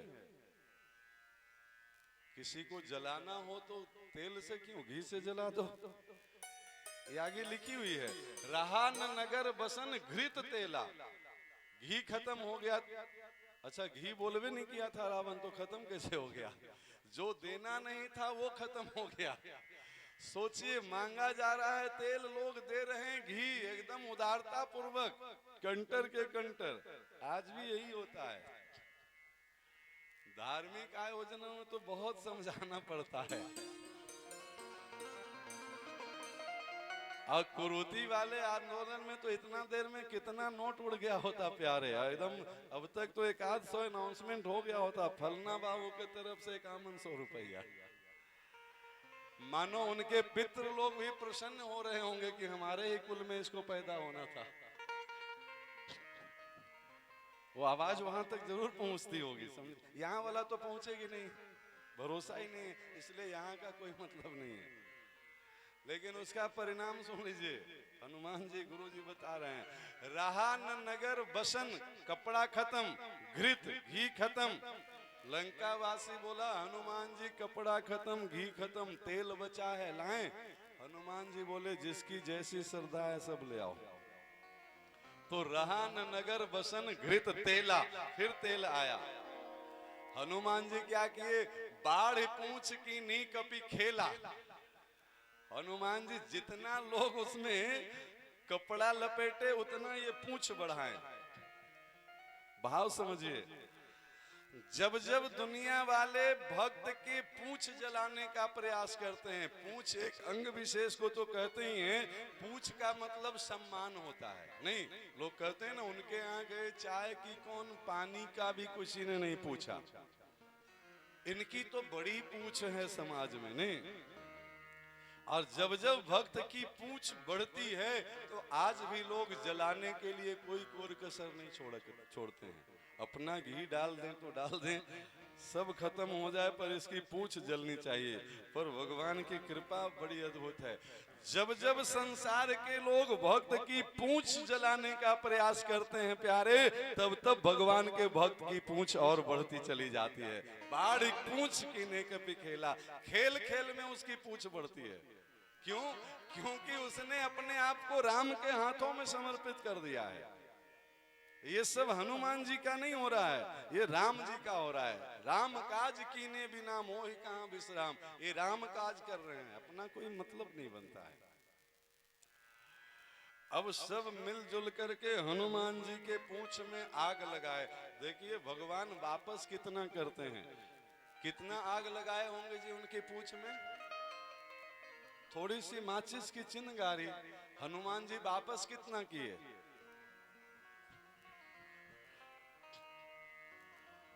अब हनुमान जी को लगा कि भैया चंदा जहां जहां से आया है, प्रसाद भी वहां वहां देनी चाहिए कि नहीं देनी चाहिए। तो फिर निबुक चढ़े कपि कनक अटारी, यहां तक काम था हनुमान जी का। अब आगे का काम पार्वती जी बोले, अब घर घर को जलाना हमारा काम है, आप खाली सहयोग करिए, आगे आगे चलिए, समझे कि नहीं। तो हनुमान जी तो बस उथल कूद कर रहे हैं, आग लगाने का काम तो पूछ, यानी हाँ, जिसका लंका ले लोगे ना वो आज न कल। इसका एक दूसरा भाव भी सुन लीजिए। रावण के पास लंका तो सोने की थी, मुझे तो आज तक नहीं मिला कहीं कोई ग्रंथ में कि रावण ने कभी 10 ग्राम सोने का दान भी किया हो। कोई कथा सुने ऐसा आप? नहीं। धन है पर भगवान के काम में नहीं आ रहा है। अगर ऐसा धन जमा करके रखा गया है तो कोई न कोई हनुमान आएगा और उस लंका में आग लगाएगा, ये गारंटी है। जो राम का नहीं वो किसी काम का नहीं प्यारे। जो राम के काम में नहीं आ रहा है उसमें तो आग ही लगनी है। ये आग लगाने वाले कौन है? हनुमान जी, शंकर जी कल्याण के देवता। कल्याण के देवता ये बता रहे हैं कि प्यारे धन का सदुपयोग करो तब कल्याण होगा, संग्रह करोगे तो आज नहीं तो कल नष्ट ही होना है ना।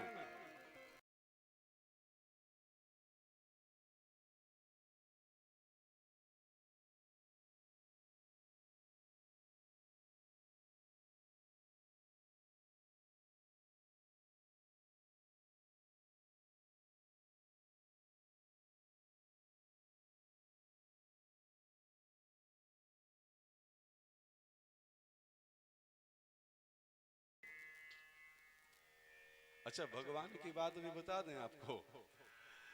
भगवान के अवतार का हेतु पढ़ लीजिए। विप्र धेनु सुर संत हित लिंद मनुज अवतार, ब्राह्मणों के हित के लिए अवतार लिए हैं। और रावण कौन है? फिर रावण को मारे क्यों जी? भगवान झूठ बोले हैं कि हम ब्राह्मणों के हित के लिए अवतार ले रहे हैं। अगर आप हित के लिए अवतार लिए तो फिर ब्राह्मण को मारे क्यों? अब विद्वान ब्राह्मण को मारे हैं, अनपढ़ को नहीं। इसका कारण सुन लीजिए। ब्राह्मण को नहीं मारे हैं राम जी, रावण को मारे हैं। दोनों में अंतर क्या है? रावण राम जी के सामने अस्त्र शस्त्र लेके खड़ा हुआ है, वो वेद लेके नहीं खड़ा हुआ है। और युद्ध भूमि में जो अस्त्र शस्त्र लेके खड़ा है, शास्त्र के अनुसार वो क्षत्रिय धर्म का प्रतिनिधित्व कर रहा है। आप जो कर्म करते हैं ना, उसके अनुसार आपकी जाति प्रमाणित हो जाती है। आप ब्राह्मण हैं और दुकान जूता क्या खोले हुए हैं, तो भैया आप ब्राह्मण के कर्म से च्युत हो गए, अब आप ब्राह्मण रहे नहीं। और जब क्षत्रिय बन करके युद्ध करने आए हैं, तो फिर क्षत्रिय का तो वीरगति या तो फिर विजय, दो ही स्थिति होती है ना।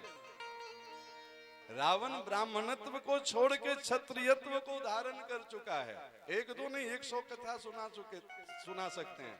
विश्वामित्र क्षत्रियत्व को छोड़ करके ब्राह्मणत्व धारण किए हैं। धिक बलम क्षत्रिय बलम ब्रह्म तेजो बलम बलम। आप कर क्या रहे हैं? भगवान को इससे मतलब है। आप जन्म कहां लिए थे इससे मतलब नहीं है। ऊंची कुल की जन्मिया रहनी ऊंच न हो, कोई फायदा नहीं है प्यारे। सुमिरन कलश मदिरा भरा, क्या होगा? संत के बीच में उसकी सम्मान होगा। क्यों जी? सोने की कलश हो और उसमें मदिरा भर करके कोई संत के आश्रम में ले जाइए, और मिट्टी का घड़ा हो, उसमें आप गंगोत्री से गंगा जल भर के ले जाइए, फिर देखिए सब अपने मस्तक पे लगाएंगे। समझे कि नहीं? ये मिट्टी और सोने से कोई भगवान को लेना देना नहीं है। इसके अंदर क्या भर रखे हैं? बाहर से दिखावे का तो भगवान के पास 2 कौड़ी का वैल्यू है। अगर बाहर से दिखावे का वैल्यू होता तो फिर रावण को वध नहीं करते राम जी, क्योंकि वो ब्राह्मण के हित के लिए अवतार लिए हैं। ऐसी ऐसी कथा भरी पड़ी है, कितना सुनाए आपको। इस वंशी की कथा से यहां तक कथा पहुंची है। बंसी का जन्म बहुत अच्छे कुल में नहीं हुआ। बांस जंगल में यूं ही पड़ा रहता है, पर वो किसी अच्छे गुरु के हाथ में पड़ गया। गुरु मतलब बंसी बनाने वाले के हाथ में। और सिर्फ पड़ा नहीं, फिर गुरु ने उसके साथ जो जो किया उसको वो सहा। चाहे उस पे आरी चलाया गया, चाहे उस पे गरम सलाखें डाली गई, चाहे उसमें छेद किया गया, सबको हंसता मुस्कुराता हुआ सहा।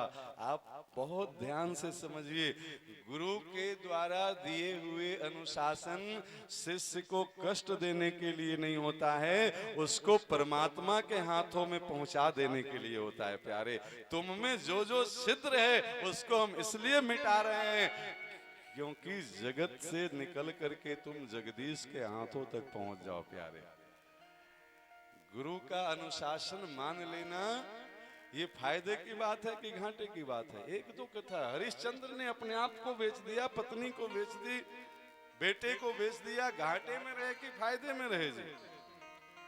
ज्यादा नहीं, हरिश्चंद्र के पिताजी का नाम जानने वाले कितने लोग हैं? आखिर हरिश्चंद्र की ही कथा क्यों गाई जाती है? और बहुत ध्यान से सुने, न उनकी फिर पत्नी मरी, न उनका बेटा मरा, न उनका राज्य गया। ये सब परीक्षा थी। विश्वामित्र प्रकट होकर के फिर से उनको उसी रूप में लौटाए थे। समझे कि नहीं? जो गुरु की परीक्षा में पास हो गया, भगवान की तो गारंटी है जी। भगवान तो अपनी झोली में लेके घूमते हैं, वहां से वो जा ही नहीं सकते हैं। भगवान ने ही तो लिख के दिया है ना, मोते अधिक संत कर लेखा। इसका एक अर्थ तो हम बता चुके हैं, दूसरा अर्थ आज सुन लीजिए। मोते अधिक संत कर लेखा, संतों की लिखी हुई को हमसे भी ज्यादा महत्व दो। और संतों की लेखनी क्या है? ये वेद पुराण शास्त्र, ये संतों की ही तो लेखनी है ना जी। इसमें जो अनुशासन लिखा हुआ है उसको आप अक्षर से जीवन में धारण करो, फिर हमारी चिंता मत करो। मोते अधिक संत कर लेखा, एक एक शब्द पे एक एक स्वभाव है। समझे कि नहीं? मोते अधिक संत कर लेखा मतलब हमसे भी ज्यादा संत को देखो। मोते अधिक संत कर लेखा मतलब संतों की जो वाणी शास्त्रों में भरी पड़ी है उस पे हमसे भी ज्यादा भरोसा करके चलो। क्या वाणी भरी पड़ी है? बताए ना आपको, भागवत जी की पहली वाणी सत्य से प्रारंभ होती है और परम तक की यात्रा करवाती है। इस पे पूरे विश्वास के साथ आइए भागवत जी के चरण में, फिर परम की प्राप्ति 200% गारंटी के साथ होने वाली है। ऐसे वंशी को देख करके गोपियां बड़ा सुंदर भाव अपना बता रही है। आइए 2 मिनट गा लें हम लोग भी। ऐ श्याम तेरी वंशी पागल कर जाती है। ऐ श्याम तेरी बंसी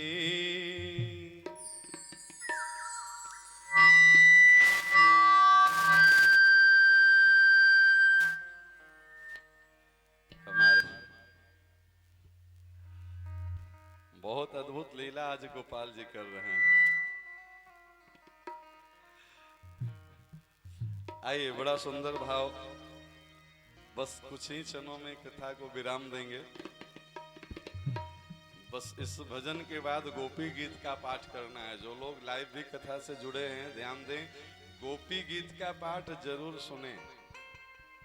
बस 10 मिनट में गोपी गीत का पाठ श्रवण करने को मिल जाएगा। बहुत ही अद्भुत महामंत्र है। ऐ श्याम तेरी बंसी पागल कर जाती है। ऐ श्याम तेरी बंसी घनश्याम तेरी बंसी पागल कर जाती है।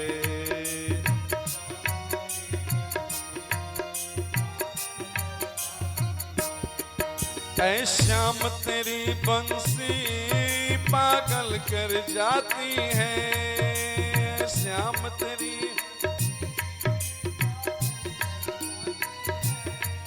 ऐ श्याम तेरी बंसी पागल कर जाती है। ऐ श्याम तेरी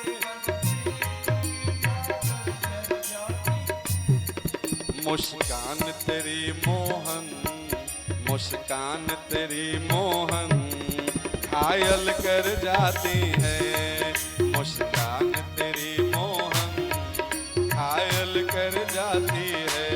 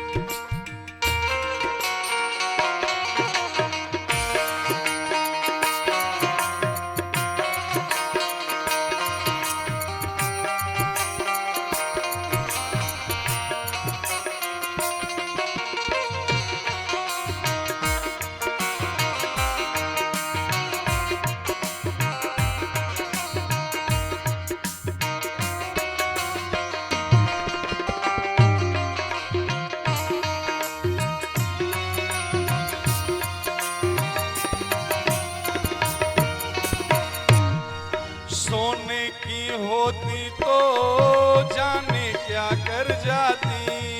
सोने की होती,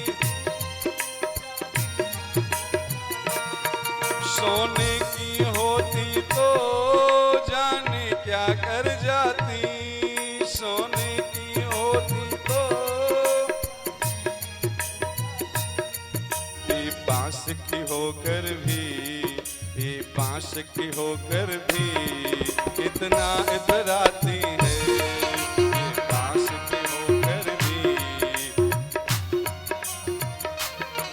ऐ श्याम तेरी बंसी पागल कर जाती है। श्याम तेरी ऐ श्याम तेरी बंसी पागल कर जाती है।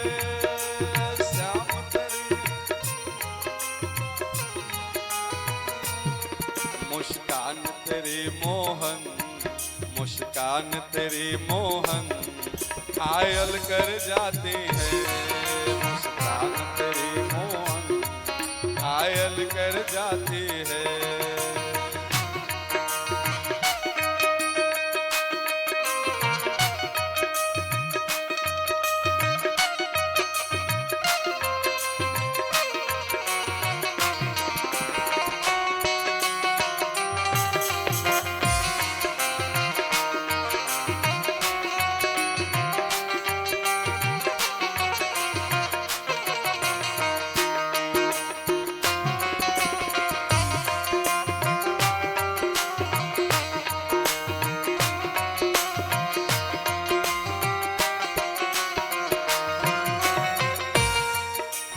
गोरे होते तो क्या कर जाते मोहन, तुम गोरे होते तो,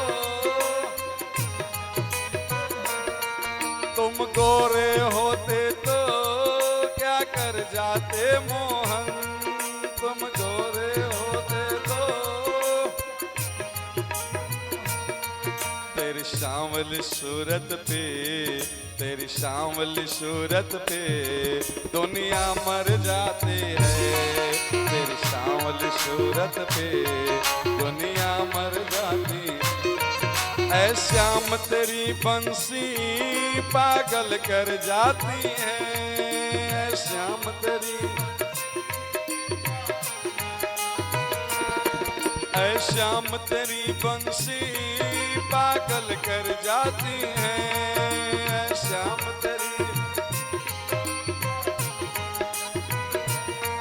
मुस्कान तेरी मोहन, मुस्कान तेरी मोहन घायल कर जाती है, मुस्कान तेरी मोहन घायल कर जाती है।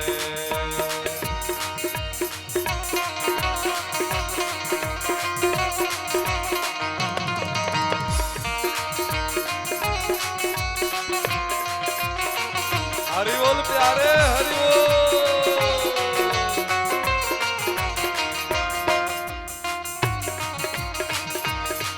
राधा रमन लाल की।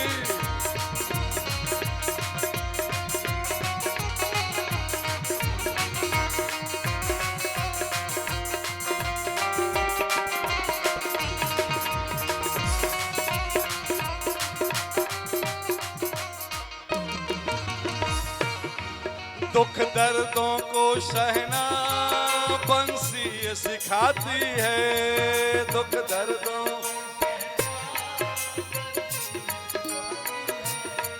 दुख दर्दों को सहना बंसी ये सिखाती है, दुख दर्दों।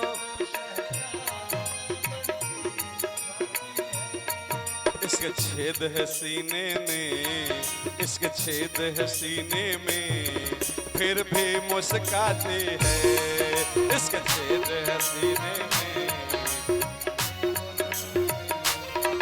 ऐ श्याम तेरी बंसी पागल कर जाती है, श्याम तेरी, ऐ श्याम तेरी बंसी पागल कर जाती है, श्याम तेरी। मुस्कान तेरी मोहन, मुस्कान तेरी मोहन घायल कर जाती है, मुस्कान तेरी मोहन घायल कर जाती है।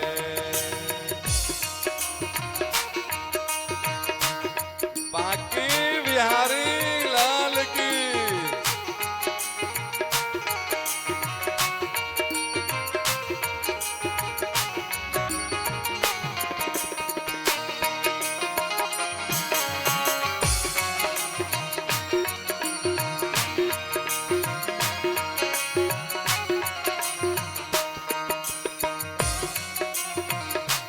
जय जय।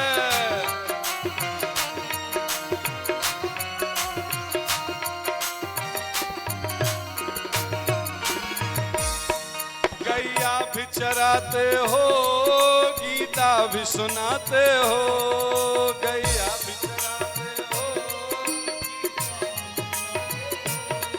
गैया भी चराते हो, गीता भी सुनाते हो, गैया भी चराते हो।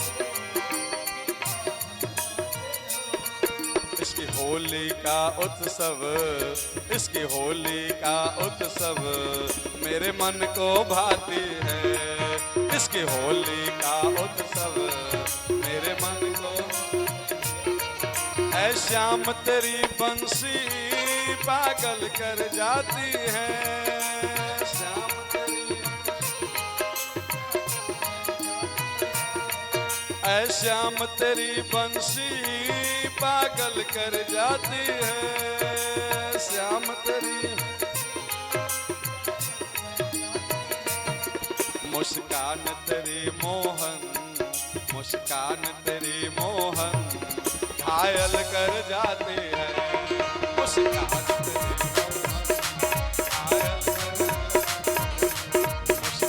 तेरी मोहन घायल कर जाती है।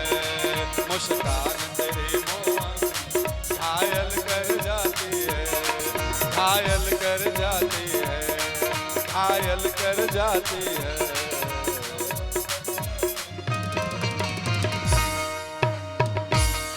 क्या बोलेंगे, कैसे बोलेंगे?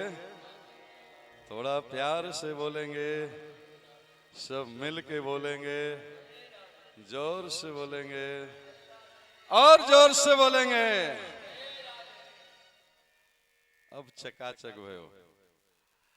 अब देखिए 5 मिनट की कथा सुन करके बस गोपी गीत पूरा करके आज की कथा विराम लेगी, पर कल फिर से इसी रास पंचाध्याय की चर्चा करनी है।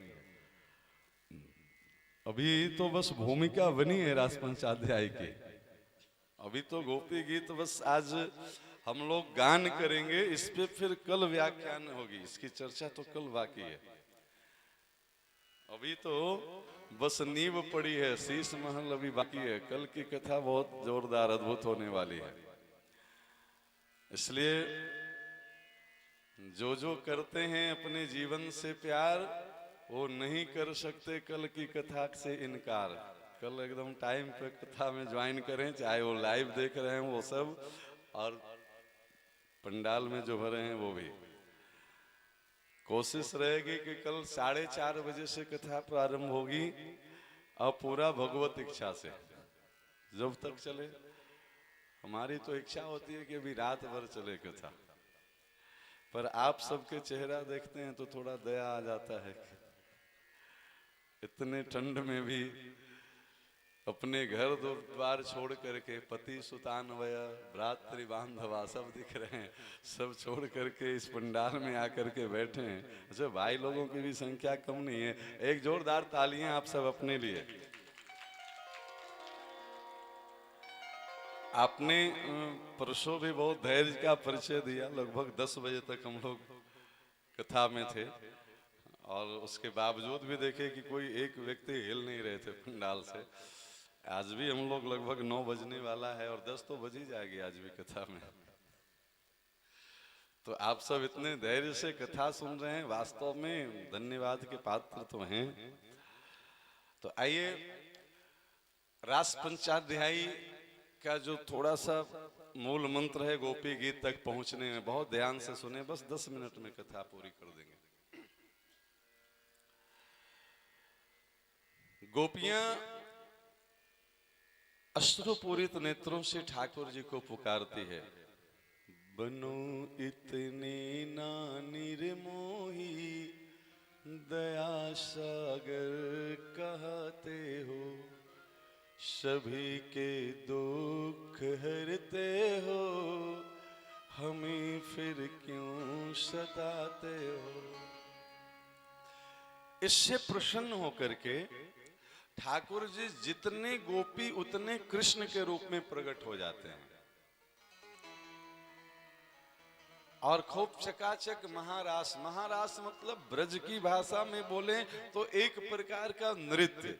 नृत्य में बहुत सारी मुद्राएं होती है, कौन से हाथ किधर जाएगी, कौन सा पैर किधर जाएगा, ये इसको नृत्य कला कहते हैं। तो गोपियों के साथ महामिलन तो है ही, पर अभी नृत्य प्रारंभ हुआ है, अभी महामिलन नहीं है, अभी बस मिलन हुआ है। और अभी परीक्षा चल रही है गोपियों की, और ये परीक्षा के क्रम में ये नृत्य है। इसमें क्या परीक्षा है, तो जितने गोपी उतने कृष्ण के रूप में प्रकट हो गए। उतना ही नहीं, नृत्य करते करते ये नट नहीं नटराज है। वरहा पीडम नटवर वपुः कर्णयोर कर्णिकारम, बिभ्रदवास कनक कपिसं वैजयंतीं च मालाम, रंध्रान वेणुरधर सुदया पूरयन गोप वृंदे, वृंदारण्यम सुपद रमणम प्राविशद गीत कीर्ति। इस श्लोक की व्याख्या कल सुनाएंगे। ये नट नहीं नटराज है। बरहा पीड़म नटवर वपुः, ये नटवर हैं। वर मतलब श्रेष्ठ। नट कहते हैं जो छोटा छोटा खेल दिखाता हो। ये प्यारे ऐसा खेल दिखाता है ना, देवाधिदेव महादेव को जो लहंगा फरिया पहन करके व्रज में आने पे मजबूर कर दे, ऐसा नटवर है। तो जितने गोपी उतने कृष्ण के रूप में ठाकुर जी प्रकट हो जाते हैं। खूब चकाचक नृत्य हो रही है।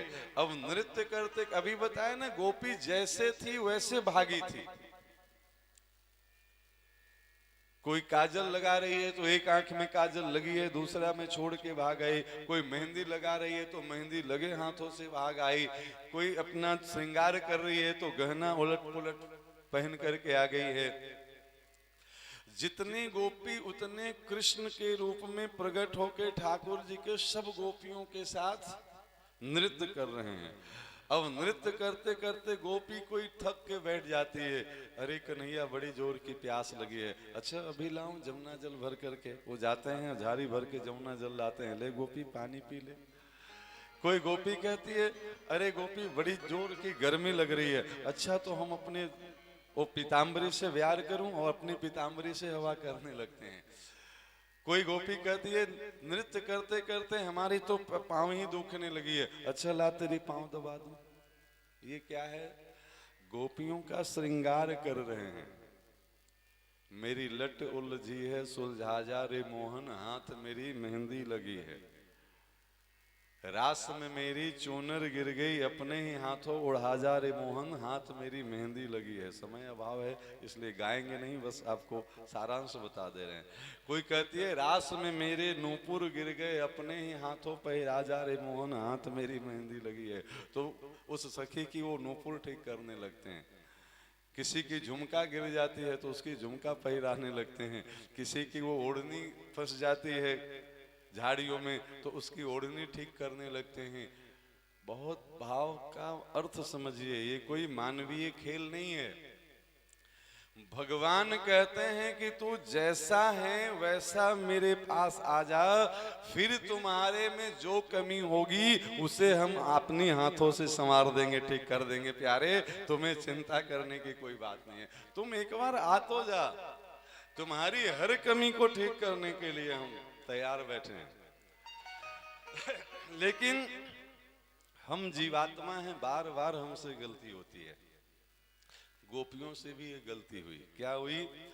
जितने गोपी उतने कृष्ण जब हुए ना, तो हर गोपी को लगा कि इन लाखों गोपियों में हम वो सौभाग्यशाली गोपी हैं, कृष्ण मेरे साथ नृत्य कर रहा है। क्योंकि सबको अपने ही साथ दिख रहा था, सिर्फ अपने पास दिख रहा था सबको, और सब अपने अपने। अब जिसको कृष्ण दिख जाए उसको और कुछ दिखे भी कहां, तो वो अपने और अपने प्रिया प्रीतम को देख रहा था। और यहाँ पे आया गोपी के मन में सौभाग्य मद। ताशाम तद सौभाग्य मदम अवीक्ष्यमानं च केशवः प्रश्माय प्रसादाय तत्रैवान्तरधीयत। तासाम तद सौभाग्यमदम, सौभाग्य का मद हुआ, अहंकार हुआ। हम वो सौभाग्यशाली गोपी हैं जिसको ये सौभाग्य मिला है कृष्ण के साथ रहने का। अहंकार ही ठाकुर जी का सबसे प्रिय भोजन है, सबसे पहले उसका भोग लगाते हैं। अपने भक्तों के हृदय में तो अहंकार रहने नहीं देते हैं। अभी आपको सुना है ना, रावण को लंका की अहंकार थी, ऐसे चोर चोर किए शंकर जी हनुमान जी बन करके। अभी सौभाग्य मद आया, ठाकुर जी क्या किए? प्रश्नाय प्रसादाय। दूसरा सौभाग्य मद क्या आया? अभी तक ये सौभाग्य श्री राधा रानी को प्राप्त होता था, अब हमें भी प्राप्त हो गया है श्री कृष्ण के साथ रास करने का। हम राधा रानी के बराबर की हो गई हैं, बस सब चौका लग गया। ये घटना हमारे साथ भी घटती है। जब कभी भी लगातार सफलता मिलते चला जाए ना, तो फिर लगता है कि अभी तो मेरा एकदम चकाचक दिन चल रहा है, जो मिट्टी छुए तो सोना हो जाए। जब ठाकुर जी फिर पटकनी देते हैं ना, तब याद पड़ता है कि हमारे पद का अहंकार, ज्ञान का अहंकार, धन का अहंकार सब धरा का धरा रह गया।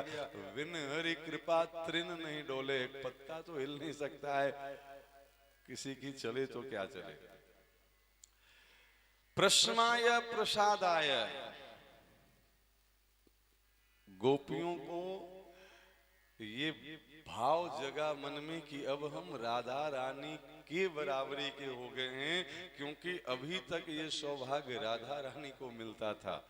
अरे इन गोपियों में हम सर्वश्रेष्ठ हैं, ये कौन सी बड़ी बात है। अब हम वहां पहुंच गए हैं जिनकी साथ लेकर के हम कभी जाते थे कृष्ण से मिलने। हर लीला में सहचरी राधा रानी के साथ जाती है, जमुना जल भरने जाती है वहां साथ जाती है, मल्लाह लीला में जाती है साथ में, दधी बेचने की लीला में, नदी मंथन की लीला में, हर जगह श्री जी साथ हैं। यहाँ सबको सौभाग्य मद हो गया। ठाकुर जी क्या किए, प्रश्नाय प्रसादाय तत्रैवांतर दीयते, उन्हीं गोपियों के अंतर में, हृदय में प्रवेश कर गए। तत्रैवांतर दी, उसी के अंदर में, कहीं गए नहीं, बाहर से वो अंतर ध्यान हो गए और भीतर प्रवेश कर गए। जब बाहर नहीं दिखा कि कृष्ण नहीं है, तो फिर हर गोपी व्याकुल होकर ढूंढने लगी, अरे अभी तो कृष्ण मेरे पास थे कहाँ गए। वो भी कह रही अभी तो कृष्ण मेरे पास थे कहाँ गए, सब कह रही अभी तो कृष्ण मेरे पास थे कहाँ गए। तब पता चला कि इसका मतलब कृष्ण सबके पास थे नहीं, सब कह रहा है कि कृष्ण मेरे पास थे, मतलब वो सिर्फ मेरे पास नहीं थे, वो सबके पास थे। तब अपनी भूल का एहसास हुआ कि हमारे इसी अहंकार के कारण ठाकुर जी मिल करके भी अंतर ध्यान हो गए। दूसरे फिर अपनी गलती का एहसास हुआ कि हमने अपने आप को श्री जी के बराबरी का मान लिया। अभी तक हम कृष्ण से मिलने जाते थे तो श्री जी के अनुगत्य में जाते थे, उनकी शरणागति होके जाते थे। अभी एक तो आते समय किसी को फुर्सत नहीं था, वो सब दौड़ी चली आई तो राधा रानी को कोई याद भी नहीं की, और मिल गए तो ऊपर से और भाव आ गया कि अब तो बिना राधा रानी के भी मिल गए, और मिल गए तो उस रूप में मिल गए, महाराज के रूप में। ये महाराज से भी हुआ नहीं है, पर गोपियों को लगा कि वही कल बताए थे ना, कुत्ते को हड्डी में भी रस दिखने लगता है, समझे कि नहीं। अभी परीक्षा चल रही है, इसी में लोगों को लगा कि अब तो महाराज पूरी हो गई, हमें क्या जरूरत है राधा रानी को। जब ये गलती का एहसास हुआ, इसका अर्थ समझ लीजिए, बिना श्री जी के कृपा के अगर श्याम सुंदर मिल भी जाएं तो कब अंतर ध्यान हो जाए, कब लीला कर दें, ये कहना मुश्किल है। पर श्री जी के कृपा से मिलेंगे दोबारा, फिर कभी बिछोड़ नहीं होगा। तब सारी गोपियां जाती है श्री राधा रानी के चरणों में, अपनी सर रख के प्रार्थना करती है, श्री जी भगवान तो मिल गए थे, पर हमारे अपनी ही भूलों के कारण, अपनी ही गलतियों के कारण भगवान हमसे अंतर ध्यान हो गए हैं। हम अब भगवान के बिना रह नहीं सकते हैं। एक भूल तो ये हुई कि हमने ये मान लिया कि कृष्ण सिर्फ हमारे पास हैं, और दूसरी तो अपराध बन गई, हमने अपने आप को आपकी बराबरी का मान लिया। देखिए, एक विशेषता तो ये गोपी की है कि वो अपनी गलती को सुधारने के लिए तैयार है, हमारी गलती को हम सुधारने के लिए तैयार ही नहीं है। सुधरे तो तब जब हम तैयार हों। गोपी को एहसास हुआ कि हमसे गलती हुई, और जिसकी अपराध बना उसके शरण में तुरंत गई दौड़ती हुई, और जो जो अपराध बना था वो तुरंत जा करके वहां स्वीकार कर ली कि स्वामिनी जो मुझसे ये अपराध बन गया कि हमने अपने आप को आपकी बराबरी का मान लिया, अब आप कृपा करें तो श्याम सुंदर हमें मिले। बिना आपके कृपा के तो कल सुनाए थे ना, कहाँ जाएगी पतंग तेरे हाथ में है डोर। डोर तो श्याम सुंदर का जो है वो राधा रानी के हाथों में है। श्याम सुंदर को आप पकड़ना चाहें तो वो तो कहीं भी, ये तो भैया बताए थे ना, ये त्रिभंग ललित हैं, 3 जगह से टेढ़े, समझ ही नहीं आना।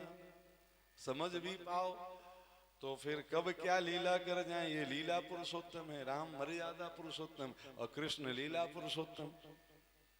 इस पे मौका मिला तो आगे चर्चा करेंगे। जब गोपियों ने श्री जी से प्रार्थना करी है तो श्री राधा रानी गोपियों के साथ मिल करके जो भगवान को पुकारे हैं उसको गोपी गीत कहते हैं।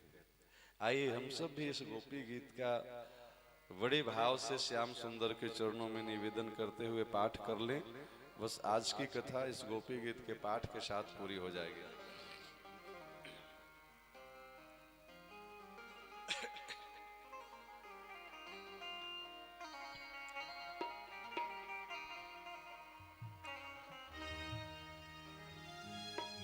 गोपिका गीत गोप्य उजो जयति तेऽधिकं जन्मना व्रज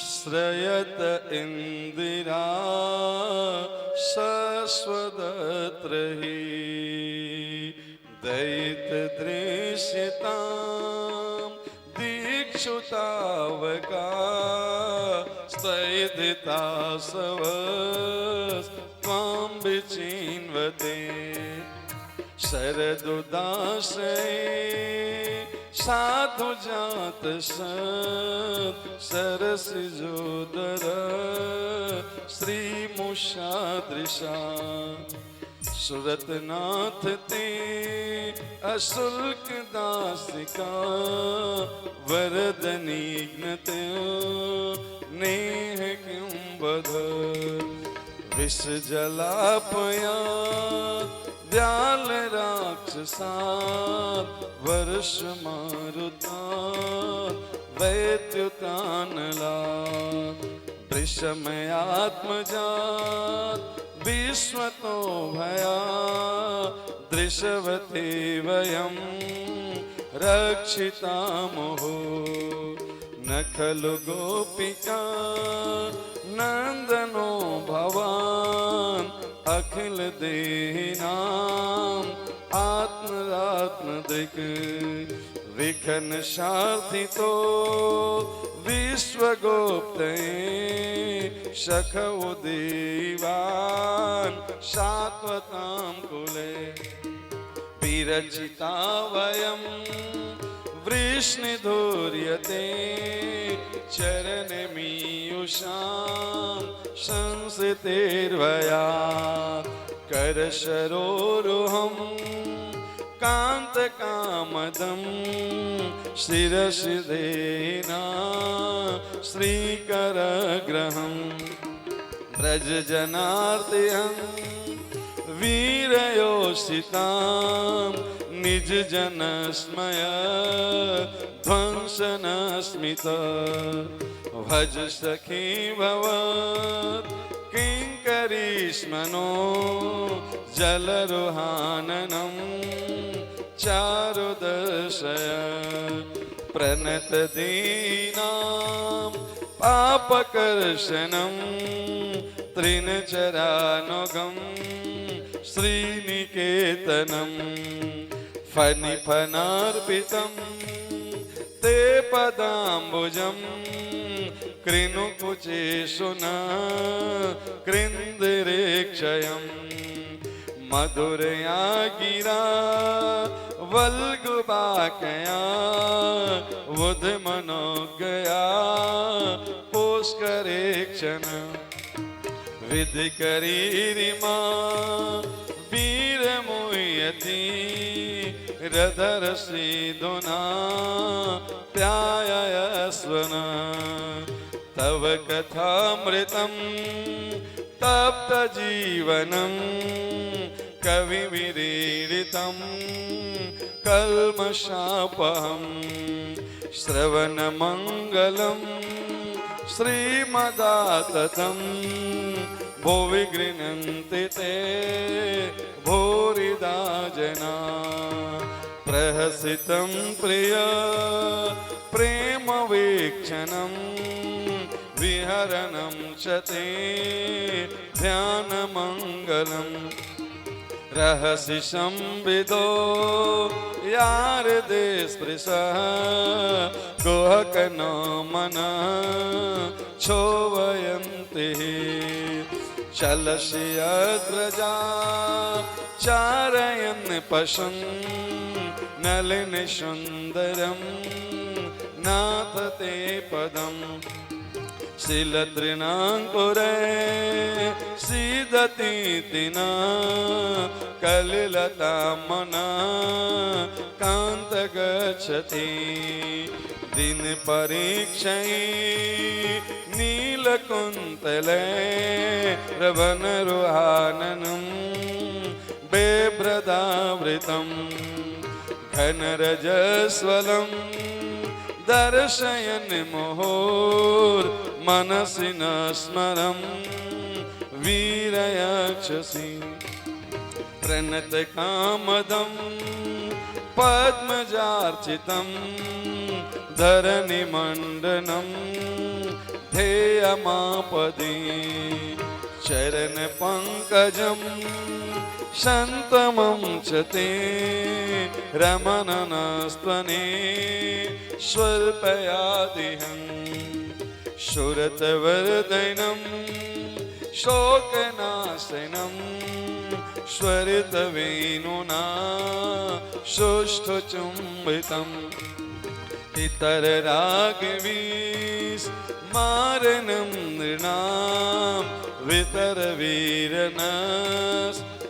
अधरामृतम् अटति यद्भवा नन्निकाननं तुटिर्गायते त्वां पश्यतां कुटिलकुन्तलं श्रीमुखं च ते जड उदेक्षतां पक्ष्मकृदृशाम् पतिसुतान्वय भ्रातृबान्धवा नतिविलङ्घय त्यच्युतागता गतिविदस्तवोद्गीतमोहिता हितवयोसिता कस्त्यजीनिषि रसि संविदं हृक्षयोदयं प्रहसिताननं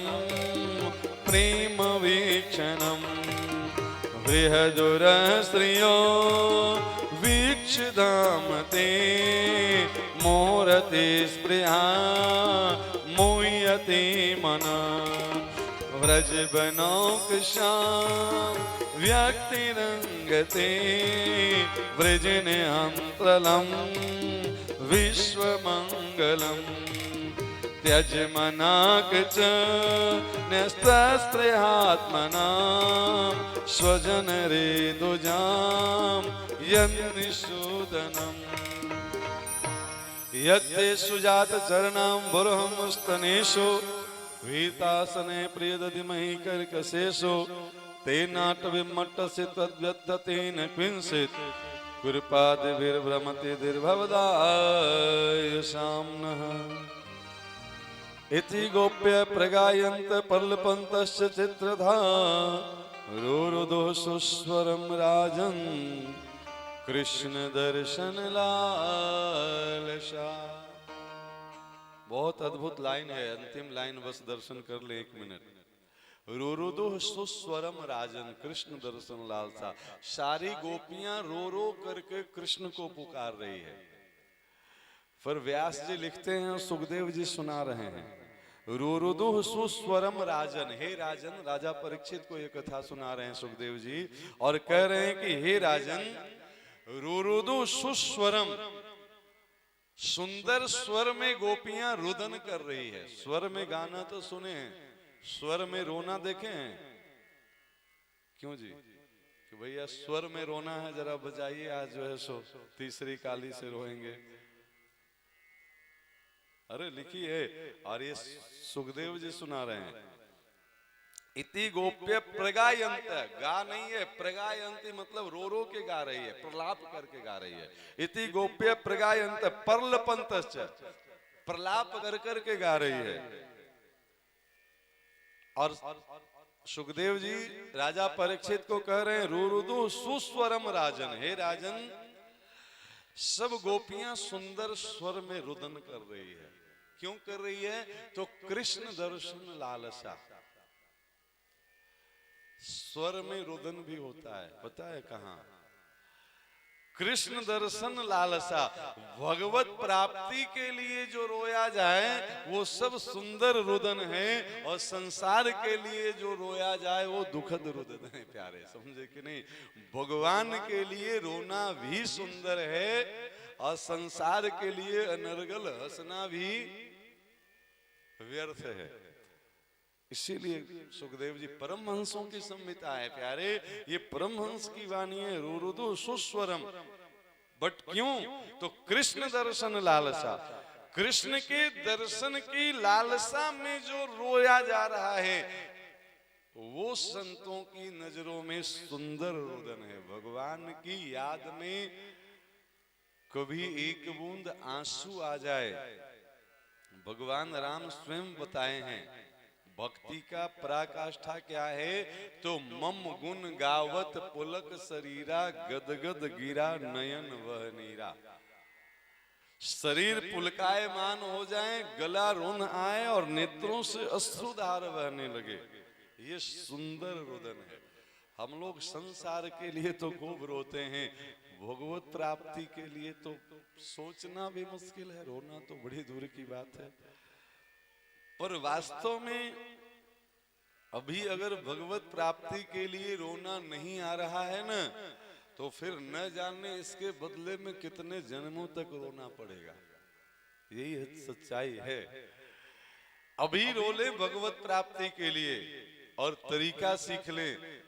कहाँ मिलेंगे? तो श्री राधा रानी के चरणों में शरणागति स्वीकार कर लें, फिर कृष्ण मिलने की भी गारंटी है और फिर वो न खोने की भी गारंटी है।